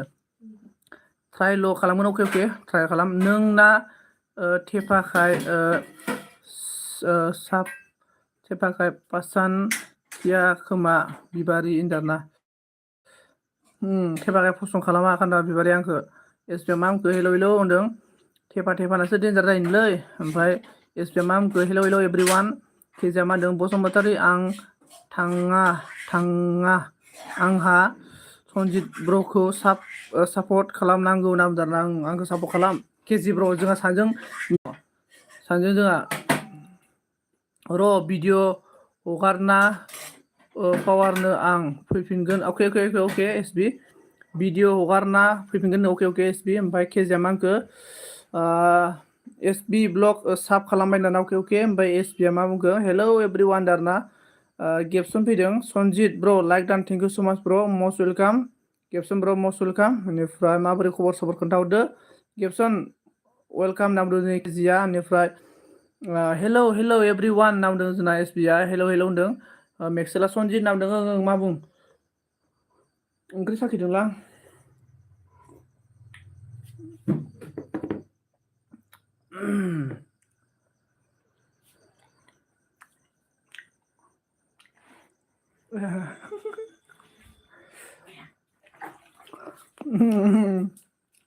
हेलौ गेबसन टाटा होननाय बि बसुमतारिया आं दुगैनि आं अन दोनगोन दे अके गेबसन बि बसुमतारी बि सना जाबाय नामा होनना बुंदों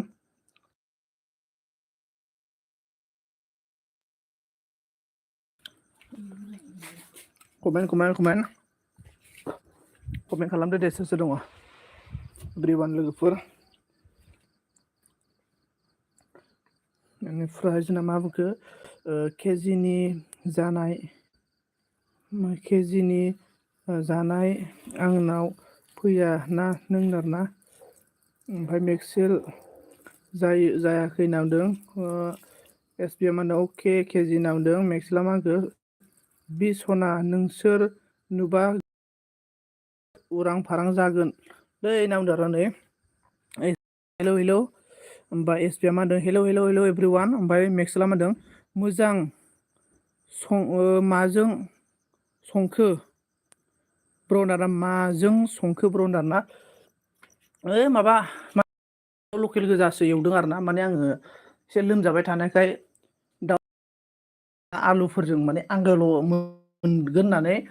अनलि दाउ लकेल' भाजा एवनो थिनदों आरोना आङो आंनि थाखाय आरोना ओमफ्राय बाखिया मा संना जायो जाथों आंना हारसिंनि दाउ लकेल आरोना लोगोफोर ओमफ्राय केजि ब्लग दानि हगारनाय भिडिअ'आव कमेन्ट हो दे ब्रनारना ओमफ्राय मेक्सेल दालि आलु भाजा होनना बुंदों नै बि बसुमतारी मोना केजिया मा बुंखो नोंखौ गोसो थोबाय आं नोंखौ केजिया मा नोंखौ गोसो थोबाय आं अनामिका बिमा होनना बुंदों अनामिका केजिया मा बुंदों ओमफ्राय अनामिका मा बुंदों ओइ केजि आं दाखालै फन हरनायखौ नों दुखु मोनदों नामा होनना बुंदों आरोना बारे गुलु जाखुमाना दं नामा नोंसोरलाय एसबिया मा होनदों हेलौ एभ्रिवान मेक्सेल होनदों ओंखि थाखि गोथाव होनना बुंदों आरोना हेलौ होनदों केजिया कमेन्टबो हरदों आं बि ब्लग होनना एमपी ने ज्वाइनिंग मी सपोर्ट करो होनना बुंदों देखो एमपी के साथ जो नया है जाओ केजि होनदों एमपी ज्वाइनिंग मी होनदों गेबसन हेलौ नो बाय दादा केजि ब्लग ज्वाइनिंग करो प्लीज नो एमपी के साथ ज्वाइनिंग हो जाओ जो नया है नंगौ नामा केजि ब्लग होनना बुंदों ना नंगौ नामा केजि ब्लगनो बेनिफ्राय केजि ब्लग ज्वाइनिंग करो प्लिज होनना बुंदों आरोना Maxwell नाम दे MP joining me नाम दे SB नाम दे hello hello everyone everyone hello hello hello hello everyone नाम दे इसके बाद बी बसुमतारी on MP नाम दे KG blog like done कर दो नाम दे ना like done कर दो everyone please comment guys everyone hello hello hello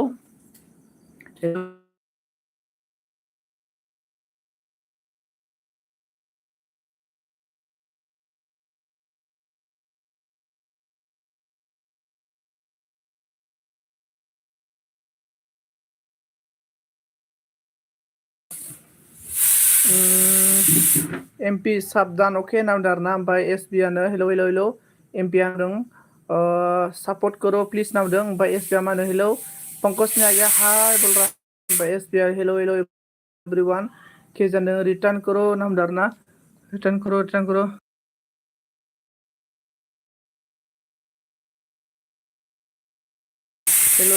hello everyone please comment करो राधे राधे पंकज राधे राधे हर हर महादेव पंकज हर महादेव पंकज ने आ गया hello everyone thank you most welcome SB मोनदों आगै कमेन्टखौ नामदाना पंकज अननन अनामिका बिमा आं नोंखौ जा दुखु मोनदों नामदारना ओमफ्राय hello everyone I am नामदों जोंना SB आ पंकज ने अननन support करो MP को MP support Pankaj hello SB on thank you Har Mahadev Pankaj Har Mahadev hello everyone support MP को बी Basumatary on MDM bye thank you so much bro thank you support खालामनाय गोबां support खालामबाय जोंना MDM आ thank you रोजा साबायखर ओमफ्राय SB on ओमफ्राय जोंना MP support everyone on Maxwell ना hello ओमफ्राय Maxwell and Sonji दाम Maxwell bro मा बुं hello thank you सब फ्रेंड सपोर्ट कर दीजिए देखो पंकज को जो फ्रेंड सपोर्ट कर दो पंकज ने सभी को 5 आईडी देगा ना 4 आईडी देगा 3 आईडी देगा टेंशन लेना नहीं चाहिए पंकज बहुत अच्छा लड़का है and फ्राई hello पंकज ने बोला हर मारे okay B Basumatary on SB on Anamika बिमा कमेन्ट नाम दं on thank you on thank you on गासिबो everyone on thank you Maxwell ने भी on पंकज ने on SB ने on ओमफ्राय पंकज हाय बोल रहा है देखो बी बसुमतारी ने ओमफ्राय on ओमफ्राय hello पंकजजों लोगो जा लोगोफोर पंकजआ एकदमबारे बहुत मोजां मानसि दै पंकजजों जायनो लोगो जायो पंकजआ फुल सपोर्ट होयो आरो पंकजनिफ्राय आईडी मोनगोन नोंसोरो एवरीवन गाइस पंकज के साथ फ्रेंड हो जाओ पंकज बहुत अच्छा लड़का है पंकज के साथ फ्रेंड हो जाओ एवरीवन गाइस ओमफ्राय hello on अनामिका माने थांगासिनो कमेन्ट नामदारना आंना लोगोखा नामदारना MP जयनिं अके ओमफ्राय SB आन्दों आं 8:20 PM सिमल' अके ओमफ्राय केजिया मादों अनामिका बिमा कमेन्ट दों पंकजनि बोला बि बसुमतारी खुलुमबाय on Pankaj comment on thank you so much comment guys आंखौ सोर लोगो खालायखोगासिनो नै SB ब्लग फानिखौ सोर लोगो खालामखो प्लिज खोन्थाहरदो दे सोर लोगो खालामखो पंकजनि on thank you SB on पंकजनि on thank you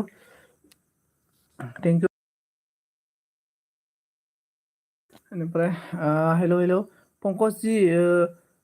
साथ ऑलरेडी फ्रेंड है पंकज आपके साथ बी बसुमतारी ऑलरेडी फ्रेंड है केजी ने बोला मुझे ज्वाइनिंग हो जाओ 5 आईडी मिलेगा बोल रहा है देखो केजी के साथ ज्वाइनिंग हो जाओ 5 आईडी मिलेगा हाय पंकज बोल रहा है अनामिका ने पंकज ज्वाइनिंग करो बोल रहा पंकज देखो MP ने आपको बुला रहा है SB ने hello पंकज नो इसके बाद पंकज ज्वाइनिंग हो जाओ MP के साथ MP आपको बुला रहा है नो थैंक यू पंकज ज्वाइनिंग करो बोल रहा है on thank you so much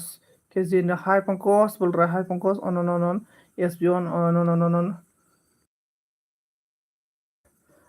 thank you Pankaj on thank you everyone guys please comment Pankaj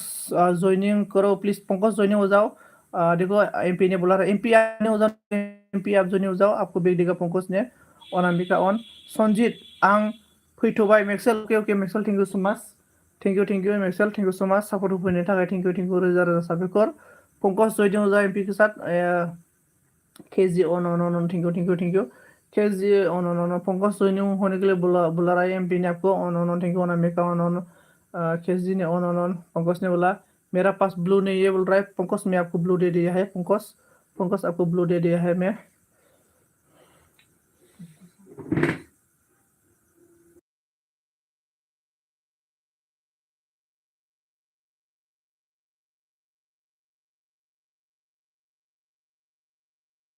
on ठीक है कमेंट गाइस कौन है बेनिफ्राय बसुमतारी मा ओंख्रि जायामोन ना मा ओंख्रि जायामोन बसुमतारी खोन्थाहरदो दे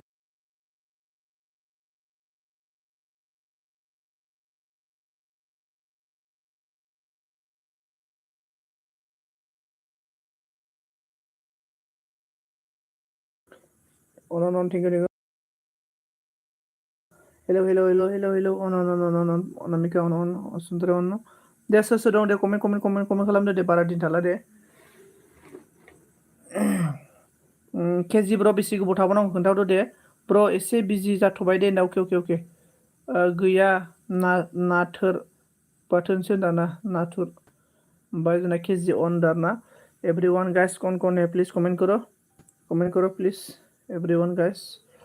एवरीवन हेलो एमपी ने बोला हेलो जी हेलो एमपी के साथ फ्रेंड हो जाओ MP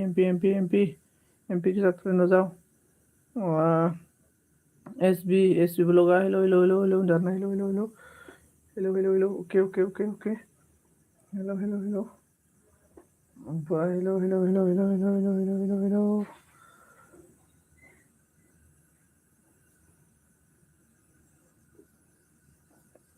hello hello everyone guys comment एमावा एलबी होबाय लोगोफोर एमाव थांनांसिगोन दां माथो एमावा एरथायाव नामदोंमोन ना आथायाव एलबी होबाय एमावना आथायाव बेनिफ्राय 9थायाव मेक्सेल ना होनदों ने अन थेंक इउ अनामिका निमा आं अन दङ दे सन्जिब ब्र आं अनाव दं अके केजि अके अन थेंक इउ आच्छा नाम जोंना बि बसुमतारिया अन कमेन्ट गाइस सोर दङ दे कमेन्ट खालामना हो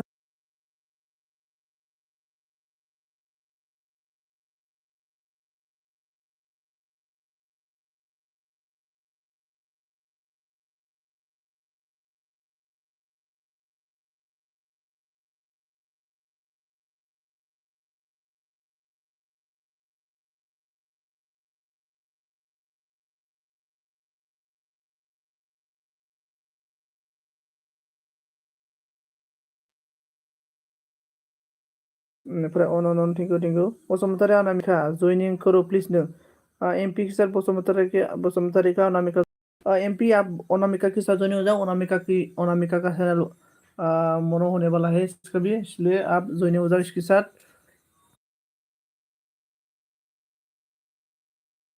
अन thank you so much on Basumatary Anamika join हो जाओ बोल रहे अन हेलो कमेंट गाइस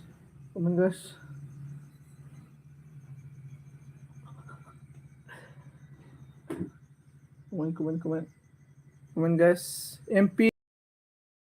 को ज्वाइनिंग कर लिया एमपी आपको पंकज ने ज्वाइनिंग किया है पंकज ने on thank you hello guys everyone 10% please comment कीजिए पंकज ने ऑन थैंक पंकज आपका हाल चाल कैसा है और आपका ड्यूटी कैसा चल रहा है और आपका जो काम करना है कैसा चल रहा है और थोड़ा बता दो पंकज आपका हाल चाल कैसा चल रहा है thank you so much on thank you on Anamika on Pankaj ने अनामिका ऑन पंकज ने ऑन एमपी ने बोला हेलो जी अनामिका बिमा कमेन्ट दारनानै अनामिका बिमा केजी जों रायलायनांगौनो ओमफ्राय मेरा ड्यूटी अच्छा चल रहा है ब्रो अच्छा ओके राधे पंकज राधे पंकज एमपी ने हेलो जी बोल रहा है हेलो एमपी आप कहाँ से है प्लीज बता दो MP.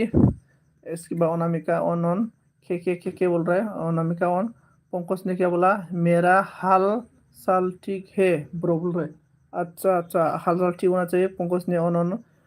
Hello everyone hello everyone hello everyone बोल रहा है एसपी ने एवरीवन एवरीवन एवरीवन माथो बुं दे केजिन्दा माथो दे बुं होनना बुंबाय नै जोंना अनामिकाया पंकजनि अन on on on पंकजनि on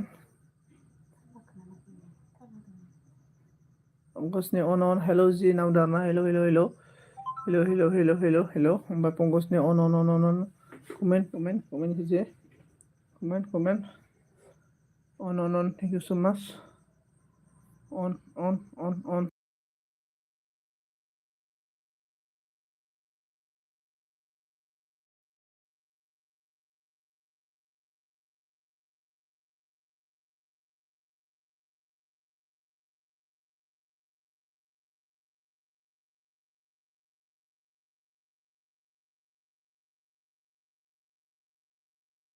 thank you thank you thank you hello bro everyone hello bro bro Anamika ने दिल तोड़ दिया मेरा अच्छा अनामिका ने दिल तोड़ दिया हेलो हेलो अनामिका मोरा अनामिका तू पंकज का दिल क्यों तोड़ दिया बोलो अनामिका जवाब चाहिए अभी अभी अभी वो अनामिका जवाब चाहिए बोलो एसपी ने बोला hello hello hello hello hello hello hello Pankaj ने बोला on on on on on on on hello hello on on on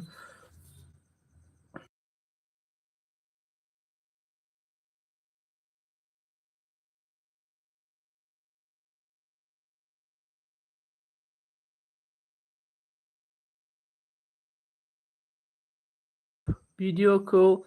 नायना हो दे ब्र दस दाहाय ओके ओके ओके एसपी नायगोन दे नायगोन ओमफ्राय क्या हुआ पंकज जी बोल रहा है पंकज ने अन अन अन आंबो नायगोन शर्टखौ शर्टनिखौ र' अके अके SP on on on on on अन नायबानो जाबाय आं ओंखाम जाखांना नायगोन दे ब्र एलबि दोनखांनानै आं ओंखाम जागोन बेनि उनाव नायगोन आं ओमफ्राय पंकजनि अन अन अन अन अन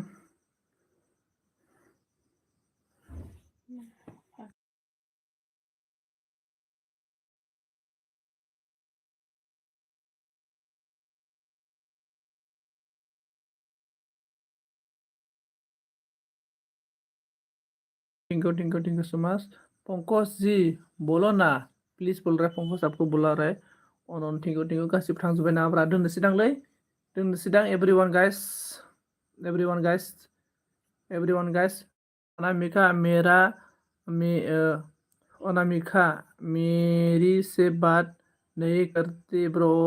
बात करो अनामिका बात करो अनामिका बहुत अच्छा है अनामिका ने सॉरी पंकज ने बहुत अच्छा है पंकज के साथ बात करो ओमफ्राय अनामिका को मैंने जान माना था अच्छा हाँ अनामिका एक्सेप्ट कर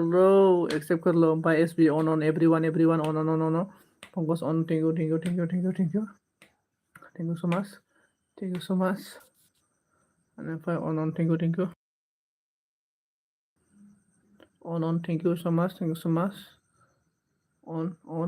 thank you भिडिअखौ नायना हो दे अके नायना होगोन दा नायगोन र' ओंखाम जाखांनानै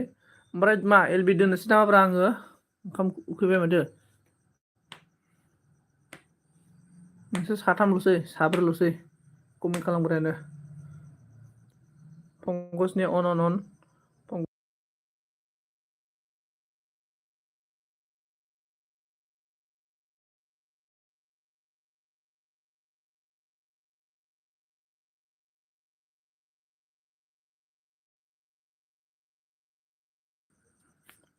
thank you so much thank you so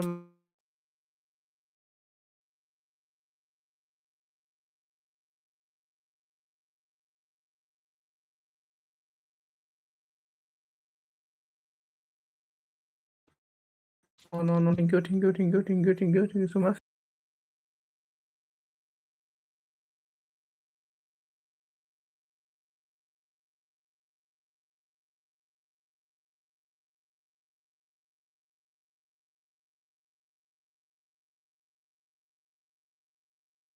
thank you Pankaj on thank you गेप्सना होनदों संजीव ब्रो नादा ओं ब्रो बुं मैं बात कर रहा है बात कर रहा है ना नाम बुंदों नै on thank you so much इसके बाद खाजंती ने बोला हेलो मोरा संजीत कैसे हो बोल रहा खाजंती मैं ठीक हूँ और आप बताओ आप कैसे है खाजंती आपको मेरा एलबी मोस्ट वेलकम खाजंती लाइक नहीं करो लाइक कर दो ओमफ्राय ओके बाय बाय ब्रो आं ओंखारथ'बाय ओके एस बी ब्रो ओके ओमफ्राय नहीं कर रहा है बात बोल रहा है पंकज ने आं दुगैखांबाय ओके कैप्सन okay on thank you Pankaj पची कुछ तो बोलो ना बुंदों संजीत ब्रो ब्लू दे दो ओके गेप्सन ब्रो ओके ब्लू ना गेप्सन ब्रो ब्लू होबाय आंनो इसके बाद बाजै अनामिका ना गाबरदों नै गेप्सना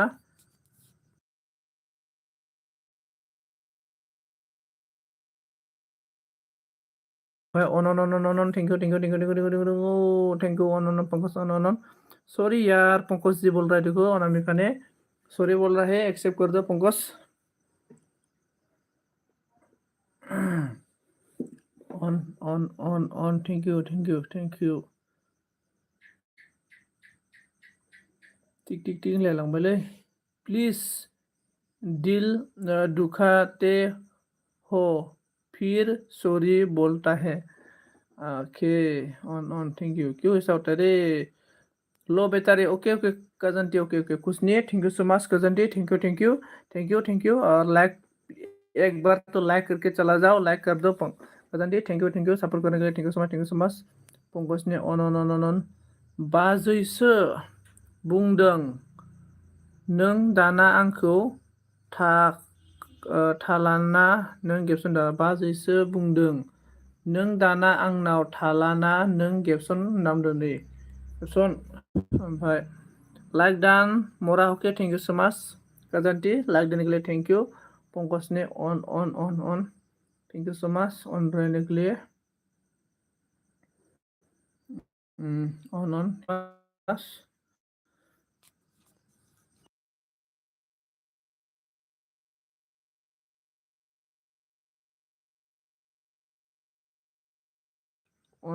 थैंक यू खाजंती मैं आपको सब कर दिया कमेंट चेक करो नो खाजंती ना बेटारियानो गैयानोलै डाउनसोनो थांबायसो नामाथाय खाजंती आपको गेप्सन ने सब किया है गेप्सन को बैग देने के लिए गेप्सन ने बोल रहा है पंकज ने on खाजंती ने दुखी हो गया हाँ खाजंती कारेंट नहीं है क्या खाजंती लाइन नहीं है कि नहीं है थायोथ' बाजै नामदों नै थायो नो बाजै बेनिफ्राय पंकज ने on thank you so much excellent comment Pankaj excellent comment कर रहा है पंकज ने एक्सेलेंट थैंक यू सोर बुंदों बाजै थाया होननानै सोर बुंदों बाजै थाया होननानै खोन्थाहरदो सोर बुंदों थाया होननानै पंकज ने बोला पंकज जी सॉरी यार मेरा जान बोल रहा है अनामिका ने पंकज ने on थैंक यू ऑन रहने के लिए पंकज जी on है बेनिफ्राय जोंना मा होनना बुंगोन गेप्सन ब्र नों एलबिखौ खैथायाव होगोन दिनैलाय एलबि दं नामा दिनै गेप्सन ब्र खोन्थाहरलाय बेनिफ्राय on पंकज ने on गेप्सन जी कमेंट नहीं आया डाला कमेंट नहीं आया बोल रहा है गेप्सन खाजंती कमेंट आएगा टेंशन लेना चाहिए आएगा on थैंक यू गाबोननिफ्राय नों भिडिअ बानायना हरफिनगोन बेनिफ्राय अनामिकाया मा बुंदों दाना आंखौ बारा अनला खोमा नों आगै नांदों बारा अनलानो बेनिफ्राय गेप्सना मा संजीत ब्र 9 o'clockआव होगोन आं दाना 9 o'clockआव माबाबो होगोन होनदोंमोनलै ओमफ्राय गेप्सन मेक्सेलबो होगोन नोंबो होगोनबा ओमफ्राय सोर सासेनाव जागोन माथो आंलाय ओमफ्राय हाँ मिला होनना बुंदोंना on थैंक यू इट्स अके होनना बुंदोंना on ओमफ्राय आं 10थासिमल' थानो हागोन ओमफ्राय 10थानिफ्राय आरो साइलेन्टआव थांनांगोन ना जिखुनु 1 घन्टा 9थानिफ्राय 10थासिम थानो हागोन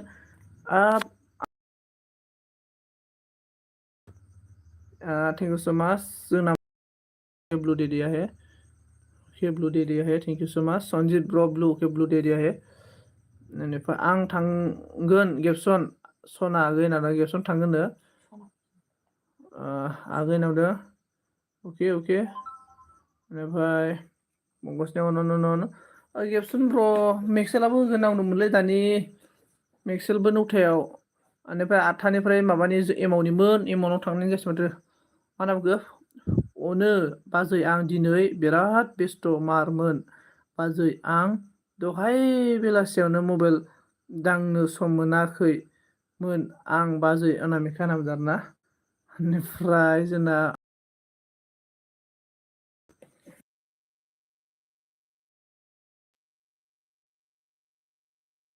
अन on on on thank you so' माच मेक्सेला 8थायावनो होनो होनदोंमोन दाना मिथियालै दय नों थाना मा होखो माथो मेक्सेलनि फैयासैलाय एसे रायलायलायदो नोंसोरो माबोरै बोरै ओमफ्राय आंथ' थांगोन जिखुनु थांगोन आङो ओमफ्राय अन अन थेंक इउ 8 जोन जाफिनलाय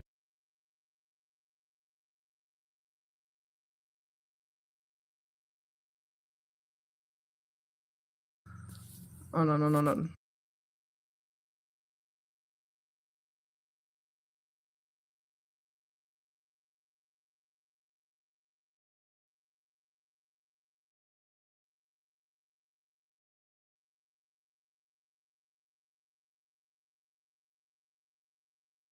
on on on thank U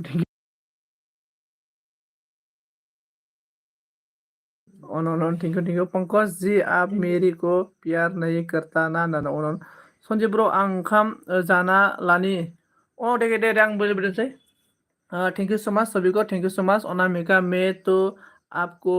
बहुत प्यार करता हूँ बोले thank you so much everyone इतना आप लोग मुझे सपोर्ट किया थैंक यू मैं भी किसी का हेल्प में घूमने जाना पड़ेगा थैंक यू एवरीवन गाइस और बाय बाय और कल फिर मिलेगा दोस्तों कल फिर मिलेगा हाँ सी यू अगेन ओमफ्राय पंकज जी गेबसन thank you Pankaj ji thank you so much गेबसन थैंक यू सो मच और Anamika thank you so much और कौन था कौन था बी बर' लाइक डान बर' ब्लग like don thank you so much like done होफैनो थाखाय आं एलबि दोननोसै बेनिफ्राय जोंना पंकजनि अन बोला thank you so much everyone bye bye फिर मिलेगा ओमफ्राय सोर दंबावोमोनलाय Gajanti thank you so much Pankaj thank you so much मा होनखो जोंना गेबसना सयथिबो बाजै अनामिका आं नोंनि एलबिआव फुल थायो बाजै आं गाबोननिफ्राय नोंनि एलबिखौनो भिडिअ बानायना हरफिनगोन आं नांदों आरोना अनन प्यार करते हैं तो क्या हुआ पंकज जी नाम नै बेनिफ्राय संगीता ने बोला दिन में कितना तक एलबी आती हूँ दिन में कितना तक एलबी आती हूँ संगीता मोरा मैं आज एलबी नहीं किया रे संगीता कब एलबी किया मैं टाइम ही नहीं मिला मेरा एलबी करने के लिए ओमफ्राय संगीता मेरा जान आई लव यू संगीता बोल रहा है मेरा को मैसेज किसने किया था अनामिका नाम दो अनन पंकज संगीता मेरी एलबी पर आओ ना प्लिज संगीता बोल रहा है आं दुखु जों 4थायाव एलबि होआखै ना दुखु एलबि होआखैना दिनै अनामिकाया बेनिफ्राय दोस्त एभ्रिवान लायलायदो ओमफ्राय मानो बाजै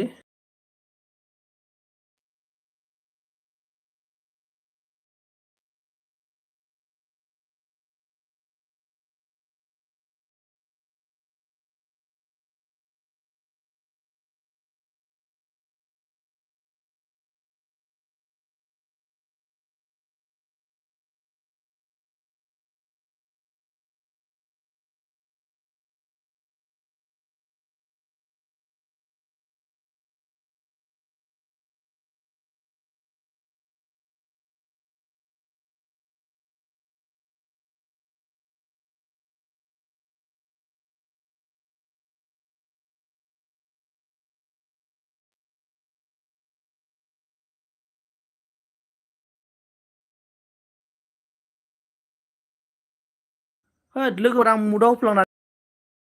सरि मुदाव होनानै फरायगासिनो आङो फाग्लागोसो सरि आं मा होनदों welcome hello' friend joining me please return खालामगोन आं सोरबाफोर गोदान दंब्ला लोगो जानांदों देखो फाग्ला गोसो के साथ फ्रेन्डआव जाओ कौन कौन है ओमफ्राय आबि 9 बाजि में बोल रहा है बेबी बोल रहा है अनन thank you thank you thank you thank you thank you दसे होदोंमोन रावबो फैयाखै आगै गेप्सन दादा पंकज अन मेरा एलबी में आओ संजीत बोला कितना है आपका एलबी संजीता बोलो thank you so much bye bye thank you so much everyone bye bye bye bye फिर मिलेगा कल मिलेगा दोस्तों कल मिलेगा फिर मिलेगा बाय बाय संजीता कप एलबी बाय बाय